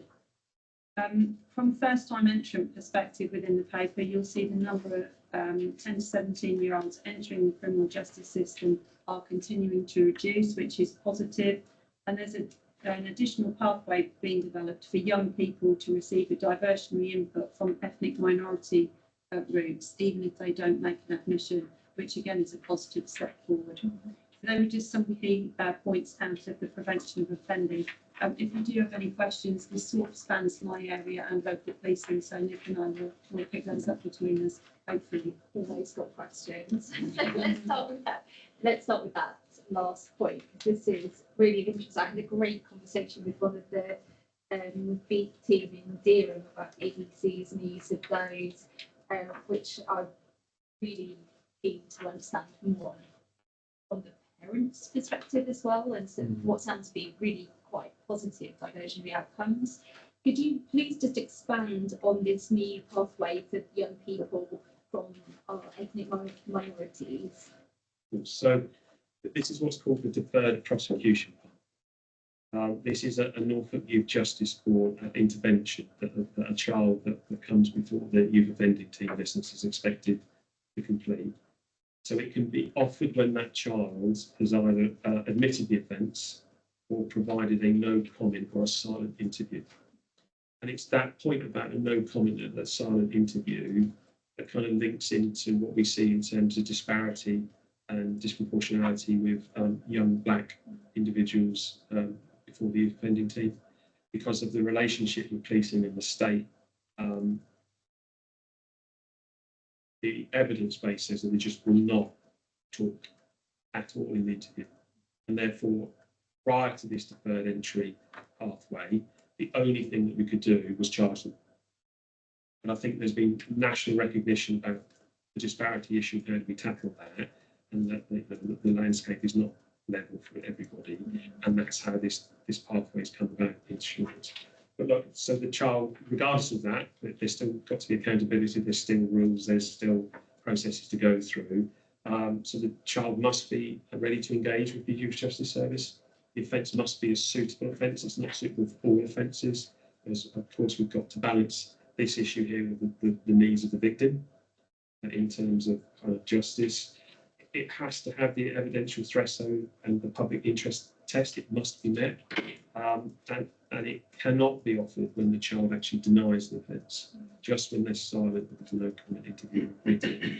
So it is aimed at getting that child to change their behaviours, recognising that they're a child first. There's a national policy about child first, National Police Chief Council. We subscribe to that. We've been working in that for a number of years.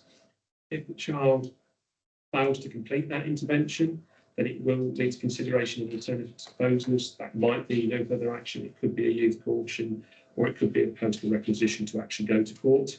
So it's not toothless. It is designed to ensure that the child actually continues to engage and finish the programme. And then once the declaration has been signed by the officer in the case, it gets updated by the Youth Justice police officers that are embedded in the offending team. We update all of the systems as you normally do, and then we can close the investigation off as what's called outcome 22. So the Home Office has a range of outcomes, 1 to 22, that the police can say, this is how we dealt with this case. Outcome 22 is the newest one on the books, and it's this deferred pathway. So it's a really positive development. What we do know about is that fewer than 1 in 10 children who complete the diversionary activity here in Norfolk go on to reoffend. So it's a really strong pathway, and it's a very welcome pathway. And over what time period is that in their reoffence? So we get it regularly at the board. I'm going to have to write to you formally in respect to that. I can't do that off the top of my Yeah, head. we get to understand that and then how it's being tracked. Thank you. Good. Okay, so just on community resolution in general, on page 73, there's a little, this would be useful just to understand your interpretation of this thing, where it talks about the community resolution is used for low-level matters where the offender accepts responsibility and where it is likely the victim has agreed that they do not want a more formal outcome. Just expand on that sort of that likelihood threshold. But in the majority of cases, we go to victims and we will seek their agreement. There are some rare occasions where the victim says we prefer not to, but in the interest of proportionality and justice, then we would still go down that route. But in general terms, the victim would agree. And there's no sort of conflict there, presumably because of the proportionality point. Yeah, and we would then have a conversation with them about the proportionality through the court process and the likelihood of what the outcome would be through that route. Generally speaking, once it's explained in the fullness of the what it means to the victim per se, then they would agree. It's very unlikely we go ahead without victim agreement, to be honest, but that's the actual definition. Yeah, okay, so that was my understanding. And then when we've spoken with others, there's been, that it's not an absolute necessity. So it's just trying to understand to what extent there's clearly good practice here, trying to understand to what extent the victim is not involved in that. Do you see what I mean? Within cases in Norfolk. The expectation would be that there was always a discussion with the victim. This is in those very few occasions where the victim might prefer a different route, but frankly, it would be considered to be disproportionate And not in their interest. But the expectation is that there is dialogue with the victim. On the upward trend on registered sex offenders, we've got a 5% increase. Obviously, we've been through today already, so pressures on resourcing. So, Nick, can you just talk us through how that is being resourced and managed? Because presumably you're anticipating a continued upward trend. I'd like to jump in, Commissioner. So I'm really glad that you've highlighted this, because it's an area of policing that the public just by necessity do not see. But we now have 2 teams of officers whose full-time job is to manage that 1,240 sex offenders. And that's a figure that's gone up 5% in the last year and will continue to rise as those offenders live longer, find themselves on longer sentences. And of course, the issue we were discussing with the prisons earlier might see some of those offenders being released even sooner. We earlier on this year recognised that our ratios of police offender manager to registered sex offender were growing too high, so we had to spend money to put more people into that unit. And earlier on in the meeting today, you asked Peter about the cost pressures that we're facing. This is very much one of them.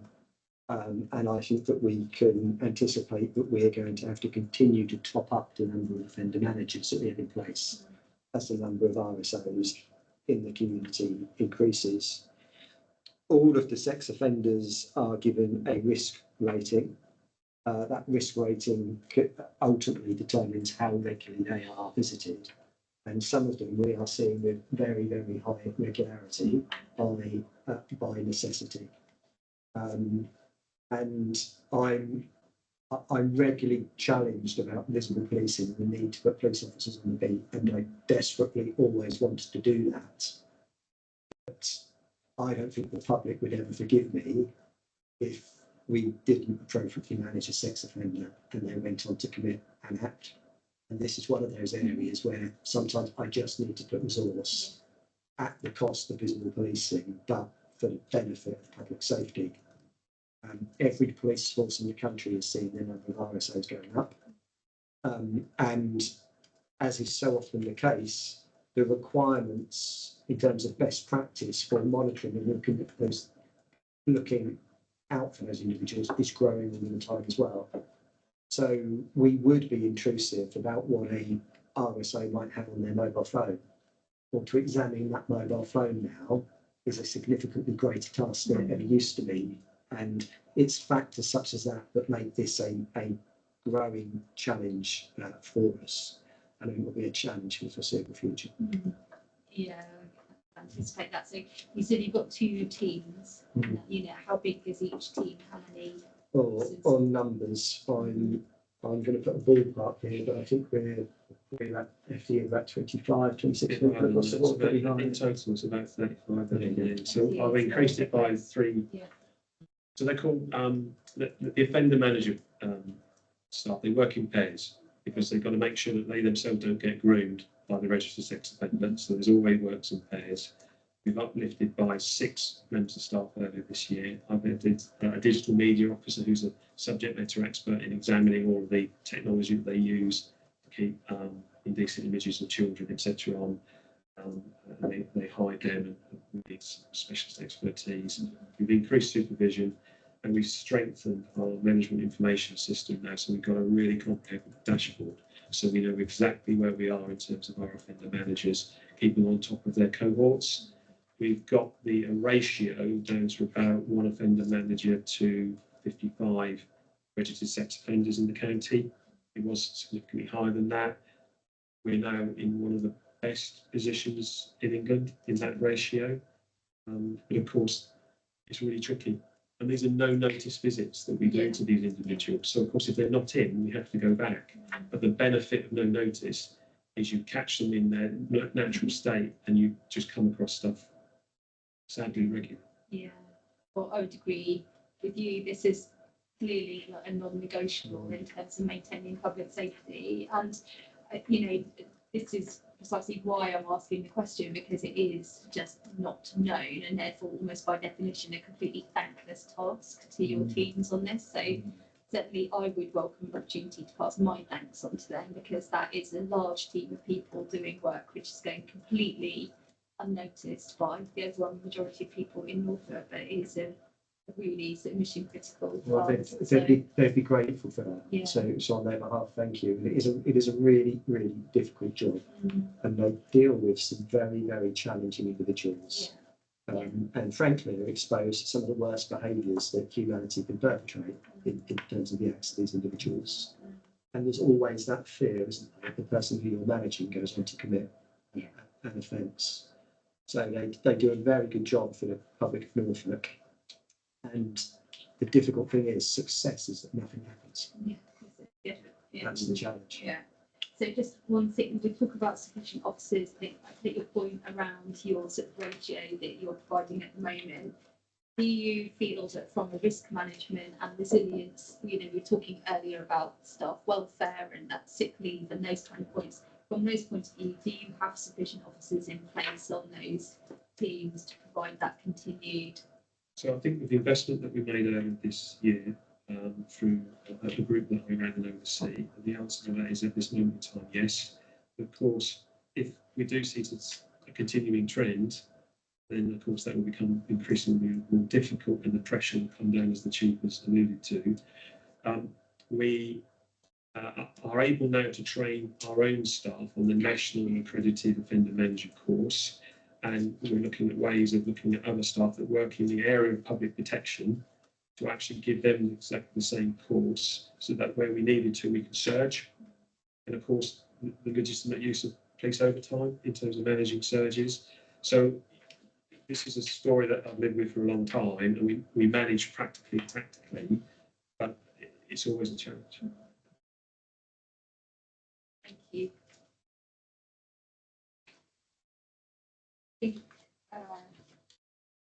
That's helpful.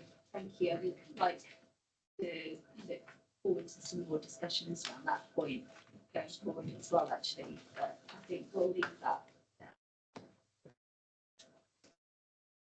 Okay. Pillar 5 is Julie, if you're happy to move on to that. Really. Thanks, Commissioner. So this paper relates to supporting victims. Again, quite a breadth within the paper, but if I just pick up a couple of key highlights. Just wanted to touch on the Victims Code. So past the Victims Bill going through legislation, we have focused some efforts around what that actually means to the constabulary. You'll see within the paper we've talked about our compliance with VCOP, which was previously managed by a dashboard. We looked at 3 particular focus areas, all of which have seen some improvements in this past period, which is really helpful and reassuring. That dashboard enabled us to measure compliance with what was then known as VCOP. We are looking at what compliance will look like under the new Victims Code, and we're engaged with both regional and national leads from an NPCC perspective on testing out how we're going to measure that in terms of compliance and compliance reporting. That also forms part, as you'll be aware, of the Local Criminal Justice Board and the compliance put on all agencies to report that through to yourself from a Commissioner's perspective under that auspice. So we are looking at what the compliance metrics are and how we're going to extract the information to ensure we can report on that. There is quite a lot of work required to implement that, and we do need to make sure that we train officers appropriately. So we're looking at things like training guides to make sure that they understand their roles and responsibilities around that code and how they can make sure that they adhere to their responsibilities. I have a chief inspector that leads on that on my behalf from the criminal justice side of the business. In terms of investigations, you've heard from Nick around Soteria. I was just going to mention that scrutiny panel and the peer reviews allows us to look at how our investigations fare in terms of quality, and to look at areas for improvement from a themes and trends perspective, so that we can continuously improve in that area and improve the services that we deliver to victims in this county. Our victim and witness support team used to be called the Witness Care Unit, so I forget of the new acronym sometimes, apologies. They continue to experience really high workloads as a result of the backlogs in the court system. So you'll read in the paper that they can experience between 100 and 200 cases each, which is a significant concern. We have invested 11 extra staff in there temporarily. That was done post-COVID as a result of the backlogs in the system. But now it's likely to be a requirement for the foreseeable future, because the arrangements or the proposals from HMCPS that we should see in March 2025, those levels come down again, unfortunately are not going to be achievable. So we do look at that on a regular basis in terms of monitoring the welfare of the staff in there, and the supervisors are very tuned in to what sort of cases the team are looking after and how they can best support them through that mechanism, because there are significant workloads there. Our special measures advisor remains in post. You'll recall that there was Home Office funding over 18 months ago now to provide funding for that particular post. We've had some really excellent feedback from CPS and officers, and also the ISPA service around how that can support victims with those special measures that are required at court, because she particularly goes to officers to make sure the MG2 submissions for them are of the right quality for CPS to understand them, and that we're maximising opportunities for vulnerable victims, which is really useful. In relation to ASB, so antisocial behaviour and crime, the number of high-risk antisocial behaviour cases has reduced, which is reassuring. There are daily reviews of ASB cases within local policing. We've seen an increased use of community protection notices and community protection warnings, which again is reassuring. And we do look at the use of police powers through both a joint police powers board and also managing offenders board. So we're maximising civil opportunities alongside those criminal justice ones. We're also seeing increases in the domestic violence disclosure schemes and Clare's law around child sexual offences as well. So really useful and reassuring to see those numbers increase. So that full range of protective measures is exploited by officers both in local policing and the joint operations space. So if I could just underline the challenges around the victim and witness care team. I know you're familiar with the backlogs in the court system. It is the constabulary that's picking up the challenge of trying to keep victims and witnesses going whilst their cases keep getting delayed. And that is coming at significant cost to us. Again, it's another thing to add to the list of cost pressures. To be blunt, the constabulary are paying for the inability of the court service to clear their backlog. We are paying that, and it's money that I could otherwise put into boots on the ground, but we are paying just to pick up the phone to victims and witnesses and unfortunately tell them again that their case has been delayed. And the funding that we have been given to that runs out. It would not be right for us not to continue to support those victims and witnesses in those occasions, but we're picking up the cost for this, and it's incredibly frustrating. I think just to build on the Chief's point, people that work in that area of business do it because they really care about the people that they're dealing with, and they find that they almost feel like they're not giving the best service they can, but it's not a policing issue per se, but they do want to make sure they deliver the best they can, and often they're the messenger of bad news from our colleagues in other agencies. Yeah, that became known to me at a very early stage, even before I was elected, just because of the feedback that I was getting from different organisations involved in victim support, and they were reflecting that back as well, just on the cost. So to a point around the subsequent costs on this, obviously there are the resourcing costs, but there's also the cost of the team, because I get the impression that they take it personally when they can't deliver that service to victims. So are you able to expand on, are there consequential effects on the people within the team in terms of that caseload is really significant? Are there wellbeing, sickness issues sort of arising from that, or is the team stretched but okay, or whereabouts are we on that? We have got some wellbeing and welfare concerns in there. There's no doubt about that, and actually they reach right up to the chief inspector level, because of course to ensure suitable welfare provision and appropriate supervision for people in the team, I have to make sure there are enough supervisors so that they can help hold regular one-to-ones and put interventions in place for people where they need it.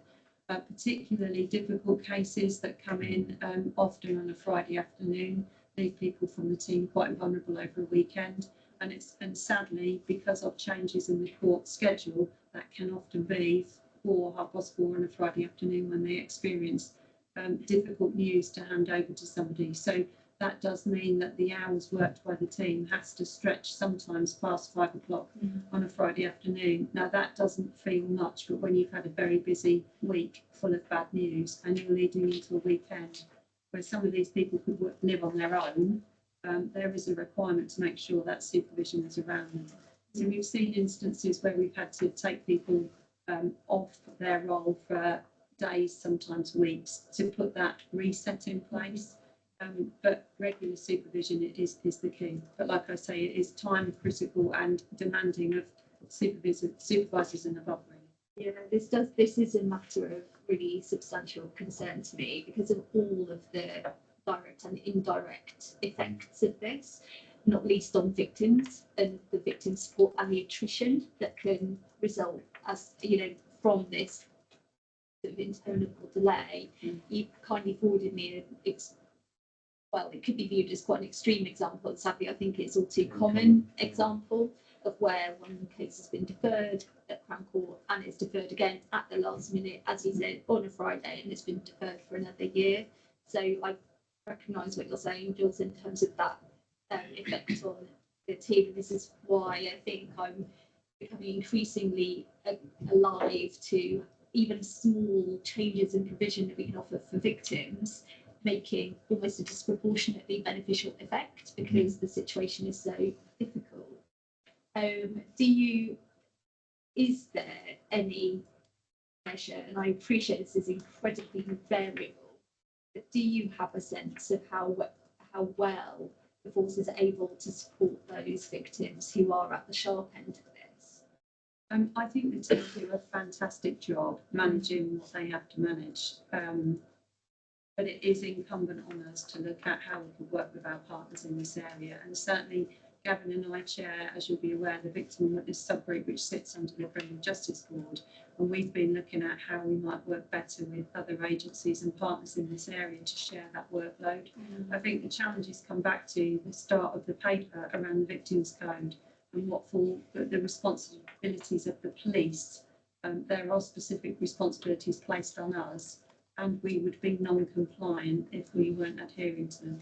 But in the as an overarching summary, I think the team do a really fantastic job delivering what they do in very challenging times. And there can be a lot of frustrations, not least last-minute changes, but equally court systems and technical issues which they experience. So. I think this is coming at it from a very cold position, but I think it is incumbent on me in particular to ask this question. We have had previous discussions around the economic, the cost effect of this as well. I think it would be helpful in a very specific way to just try and put some costs on these effects. We can do that. That would be extremely useful. Yeah, please, because I think in whatever form it's simplest to do that at this stage, that would be helpful. Yeah. Because I think we need and I need to facilitate a change of that dialogue around this, particularly around county court delays, because it just seems interminable and something needs unlocking. From my point of view, I want surety that the team is well supported in delivering that bad news, and I want surety that victims are being effectively supported. What you've reported back is reflected well in partner organisations' feedback to me, so I'm encouraged by that. But I'm prioritising that in terms of my own work because it needs to change. So, if you're content, we'll take that to action to provide that back to you. And if I may as well, I really think that there's a place for APCC here. This in other parts of government, this would be seen as a new burden that's being moved from one department, i.e. Ministry of Justice, onto our department, i.e. Home Office, and we're picking up the costs of that burden. And it'll only be solved nationally through better investment in the court system. And until that is resolved, I don't think that it should be policing, but it's picking up that economic cost. So I'll be more than happy to share the data with you.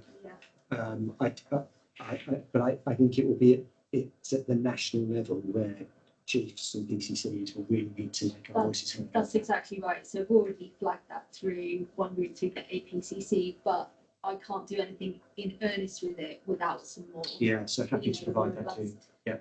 Bit of information, and then we'll go for it, because completely agree, this is not a local issue. It's got local consequences, which I need to make sure are being well dealt with. But I'm very keen to expedite that. Yeah. Okay, thank you. You argue that the probation reset is exactly the same. Yeah, I think it touches everywhere, doesn't it? Unfortunately, my focus on Crown Court in particular is because, as we've talked about here, and obviously we've had discussions where there are so many very concerning consequential effects of that delay, that if I could choose just one thing, that would be the just one thing in terms of those very certain links. But yeah. It takes us back to the confidence discussion we were having earlier. Yeah, I think it's very hard predicting a crime, the divorce, what's a police responsibility and what's a broader criminal justice responsibility. Yeah. And confidence in policing and our ability to lock up bad people, which is fundamentally what we're here for, will clearly be affected if people are having their court cases delayed for years and years. And also, And that's what we're dealing with here. why should people be required to separate out different parts of the system? It's a system. It should be functioning well as a system, and currently it's not. And it's letting people down. So I know If I it just needs to go change. right back to the beginning, when we started talking, the questions you asked around welfare or well-being of our officers, linked to that trust and confidence. As a consequence of this, we still get bad headlines or poor headlines. The service still seems to be one of those services that's still not delivering. And we're trying, I think, in part, showing you that actually policing, certainly in this county, is doing some really good things. However, if you're a member of staff or an officer in this organisation, under that pressure of perceived failure or not necessarily delivering, you've heard how it impacts on individuals who want to give a good job at 5:30 on Friday afternoon. But more generally, working under that kind of chronic criticism impacts on people's well-being. Yeah. There is no doubt. Yeah. And as the Chief quite rightly says, as you've got in, the public do not discriminate between different agencies, different parts, and we continually lead, we the police, lead with our chin in this debate and are continually knocked, and it knocks individuals. So it does have a broader well-being impact as well as an economic impact, and more important, to your point, impact on those victims and witnesses that are either forgetting about things they want to talk to the jury about, or thinking it's just not worth the extra year or 12 months waiting. Yeah. And now that impacts on outcomes. Yeah, the idea of FY1000 cuts isn't limited to financial cuts, is it? That's the thing. So trust and confidence is eroded by all of these cuts emotionally, largely and psychologically, which are compounding each other. So yeah, that's all understood. Thank you. Okay, shall we? Yeah. So you're happy to move on to the final pillar, Simon's going to brief you about this one. Yeah, and this particular paper talks about stronger and safer communities. And I think the paper's in kind of two or three component parts. First, talks about safety of our road, and as you'll note, there's been an increase in the killed and seriously injured totals. That's disappointing. But the wider point, and I think one of the key themes that we picked up throughout the debate, is that this is part of a wider construct around what are we doing collectively in the county around safety. If I might just pull out a few key salient points, I think it's worth noting that it's, as it says in the paper, vulnerable individuals. And what do I mean by vulnerable road users? Those that are cyclists, motorcyclists, pedestrians, a disproportionate impact on those vulnerable road users. And then there's another point, it's called a secondary or ancillary point. Again, we've seen increases for the elderly drivers. So if you see the paper there, it talks about significant an uptick in elderly drivers, those over 60. We also note in the paper, I think it's worth noting, that there is an ongoing and continuous strain on the road, not least, it talks about percentages of road movements are going up quite significantly. Despite some new roads in the system, there are lots of road movements, adding twofold in my view, putting pressure at key times, but just having more people on the road, clearly coming into conflict, coming into accidents. So I think that's the starting point to say that we know that that's going up, but to the point of what we, the police, are doing, as you would expect, our element of whether it's enforcement, education, or engineering is clearly the enforcement aspect of it. And as the paper identified, we're picking off and addressing a number of issues, whether it's the fatal fall, commercial vehicles, particularly some of the tables in the paper describe some of our activity and what we're doing, whether it's, we've talked about bike safe bits and pieces, or close paths, and doing our bit around education. But with respect, we are the police, and the thing that we bring to the party is kind of an enforcement, not solely, but it's an enforcement angle. We've run significant numbers of campaigns, Jules's team on the roads and our policing team, but more broadly, initiatives and work through highlighting different issues. So we ran another drink drug driving campaign during the Euros. And again, we raise our focus on enforcement during game days and the like. But as you can see, we're not slacking, slowing in regards to doing work around this. And if you look at the numbers of speeding detections, a significant in the county. But I think the point I'm making is that the enforcement is only one aspect. I know it's something that we briefly touched on when you first elected. It's a key issue for us. We are part of the safety partnership, and an active member of the safety partnership, and we haven't got a bad network of safety cameras across the county actually. But as you can see, despite all of that, there is still a rising number of KSIs. We're still doing lots of work in and around that.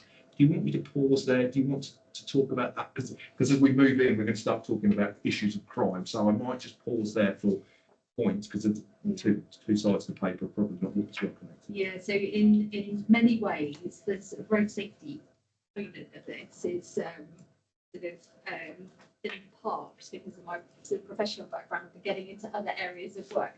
So so oddly enough, I know next to nothing about this in Norfolk, which is hilarious. But are we on crash, or are we still on stats 19 in Norfolk? We are on crash. Okay, so we are late arrival to that, or were we early adopters in 2016? Yeah, We've been on crash a long time. Yeah, so one of the early the new ones. edition is the crash app. Yeah. So, Okay. yeah. Okay, so at the moment, so the language around here in terms of elderly drivers found at fault, obviously I would like to not see, I would like more information around environmental factors and that kind of thing, rather than just that cold kind of behavioural element. Because with respect to partnership working, and I completely, clearly understand that very few of these are likely to be associated with crime necessarily, but just to understand the reporting, I know that there are real disparities in quality of data depending on whether an officer was in attendance, whether how much the delay is between the crash taking place and the entry to crash. But it'd be helpful to understand the quality of data particularly around environmental factors, because I know from having to use the data that it's very rarely entered, but actually that can provide a really rich source of data which can then be used going forward to help solve things or prevent things moving forward. I don't know if there's anything that you can expand on that. It's just unknown at this point. What we do clearly collect data, not least the requirements are quite extensive and have been for some many years in and around that. Now, to your point around the environmental issues, I can't specifically say how much of the data that we've got and how we will obviously, if we're in attendance, fill out the appropriate paperwork, but also we obviously accept people's reports to us, And sometimes when people report it to us, they're reporting the information they have, Yeah. and actually what we've got is not a seat. Everyone's moved on, everything's changed in pattern. And of course, we will gather, depending on whether we deem it, a road traffic offence. Clearly, we then investigate it. But Yeah. significant numbers of these are not deemed offences in that sense, i.e., just people coming together, accepting that clearly with serious injury, we are talking about killed with serious injury, and you know that the criteria for serious injury has been broadened significantly, and you'll remember the step up in the data. When it's of that ilk, of course we investigate quite seriously because of the nature of whether it's life changing, certainly deaths. We throw a great deal at it to ensure we understand why that's happened. So at the top end, to your point, at the top end, the serious end, we will have a very detailed breakdown of the information.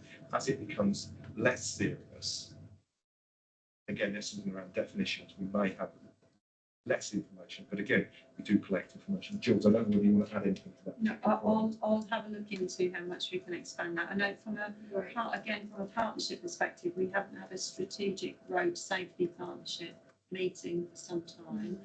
There's an operational one, but we will be reinstigating that, and a collective evidence base will be sent into that, so that when we can assess in terms of targeting around education, prevention, and enforcement. So I suspect that collectively across the partnership we'll have a better, richer data set, but I will see what we've got from Crash. Yeah, thank you. And just a quick one. Are we still at about 20? I think we were looking at about 20% of FSIs involving young drivers. Do you know if that's still about right? Or... There was a disproportionate number of younger drivers, but whether it was 20% or not, I can't remember, but I can have. Because obviously driver population is so much smaller. But that, yes, yeah. So it's interesting. If I think it's about 7% of the licence, don't we? Something yeah, so it's a downward trend as well in terms of uptake of driving licensing. So yeah, okay, it'd be good to have that more detailed conversations, perhaps once we're furnished with more data around this. But I think the takeout there is certainly we're seeing and have seen this uptick in however you define vulnerable users of the roads. There is still a disproportionality around vulnerability, be it age, be it power two-wheelers, cyclists, the pedestrians. Relative to their use of the roads, it's still disproportionate. Yeah. Okay. If I may then, Commissioner, move on to this kind of next bit of the paper. Yeah, very briefly, because we've talked extensively. We are still seeing, as described before, both reductions in most crime ongoing. I think the Chief may mention, and upticks in outcome rates across most categories.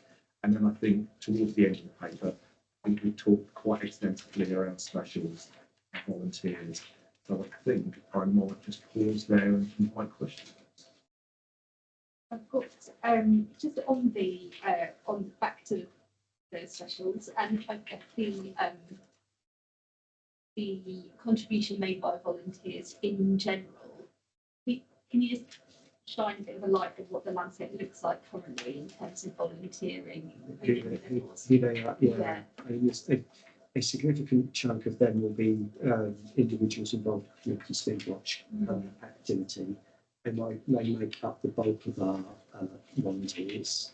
But in addition to that, we have a wonderful group of individuals who help us across a wide number of functions, whether it be civilian drivers who help get our vehicles in for servicing and delivery of bits and bobs around the county. We have staff who provide administrative support in some of our police stations.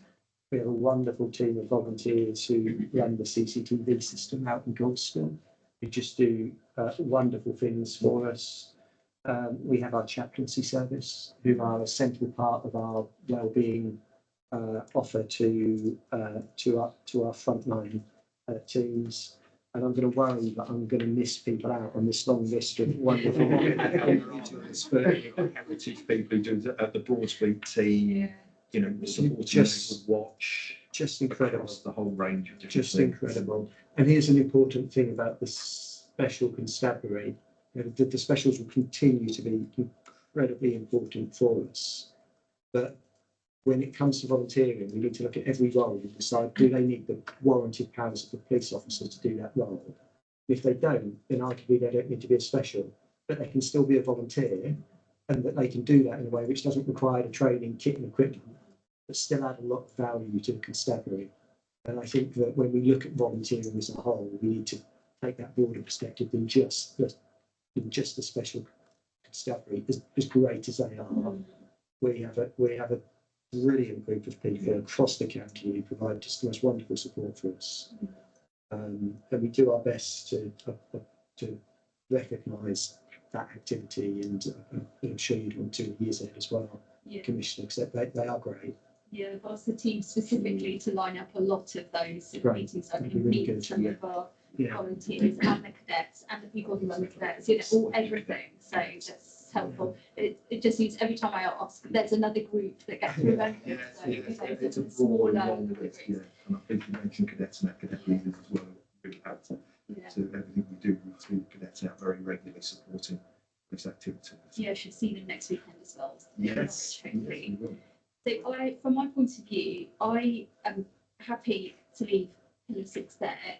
I would just note, I've had some interesting conversations in my APCC role, seem to be co-lead on the roads policing okay. portfolio, around nationally, no shade being thrown in your direction here at all, but nationally, roads policing isn't generally picked up particularly well in terms of accountability, and there's been some work done on that. Basically, I anticipate, I think, just given the public questions that we've received, which touch on roads policing or antisocial driving, you know, that kind of thing in general, we know it is a major concern for residents in Norfolk.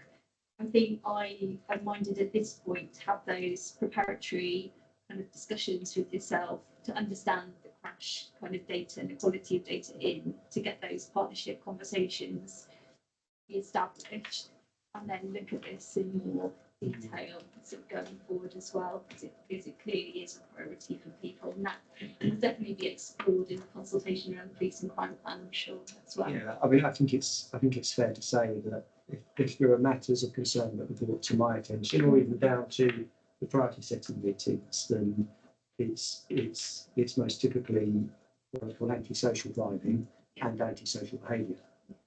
They are the most two regularly cited issues. And of course, as chief, it's the weighing up of that versus the sex offender management that we were talking about earlier, the strategic policing requirements under the last government, the policing crime plan, and the policing crime plan as well. It's the weighing up of them all to ensure that we have an adequate coverage of all of those issues. But I would agree, it's an issue that's commonly raised. But what I think the papers today demonstrate is it's an area where we are already busy and active. Over 60,000, well, approaching 60,000 enforcements of speeding alone just last year in the county. And I know it was much more enforcement that needs to be done in this space, but we are active, but we are happy to provide more information to you. Thank you. I think the other element on that is the link across to proactivity, isn't it? And organised criminality, which can often be hidden as well. So as much as that being roads focused, they do deliver a lot of proactive interventions. And have consequential effects that are direct on NSI's, that kind of work. You might not realise it necessarily at the time. It's a highly correlated relationship, isn't there? Yeah, begin to get into that future meeting. Thank you. I think we'll pause that there in terms Okay. of the 6. Then move on to emerging operational organisational risks. Yeah, so ordinarily on this, I would just cover any areas that are haven't been in the papers that are causing me concern. I think we've actually though covered most of them in the meeting. I've mentioned the observations around prisons and probation service, and that's something that as the criminal justice partners we're going to have to keep a very close eye on. The other thing that we were just discussing in the minutes before I arrived was there'll be announcements this week around police officer pay award, and that needs to be funded. If that is not funded, then it will I will have to make decisions that would see me reducing quality of service elsewhere. So I look very closely at what that announcement will be. Our officers and staff deserve the pay that's commensurate to their role. They deserve a pay increase, but if it is not funded, then we can still be as a problem. So that could well be an emerging risk as the week runs on. So I know we might have other bits. I know Julie's just got to hop out for an urgent meeting on the prisons. Yes, If you wouldn't mind, sorry. sorry. Thank you, thank you.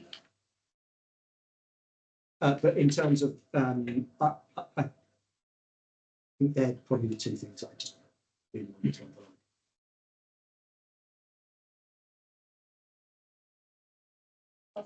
Any other business? I think from this side, no. Thank you. No, good. Right, thank you, Gav. Hello, and thank you. Sorry. See you in person later. Okay. I think then that draws the meeting to a close. Thank you so much for joining us. And we shall be. Thank you.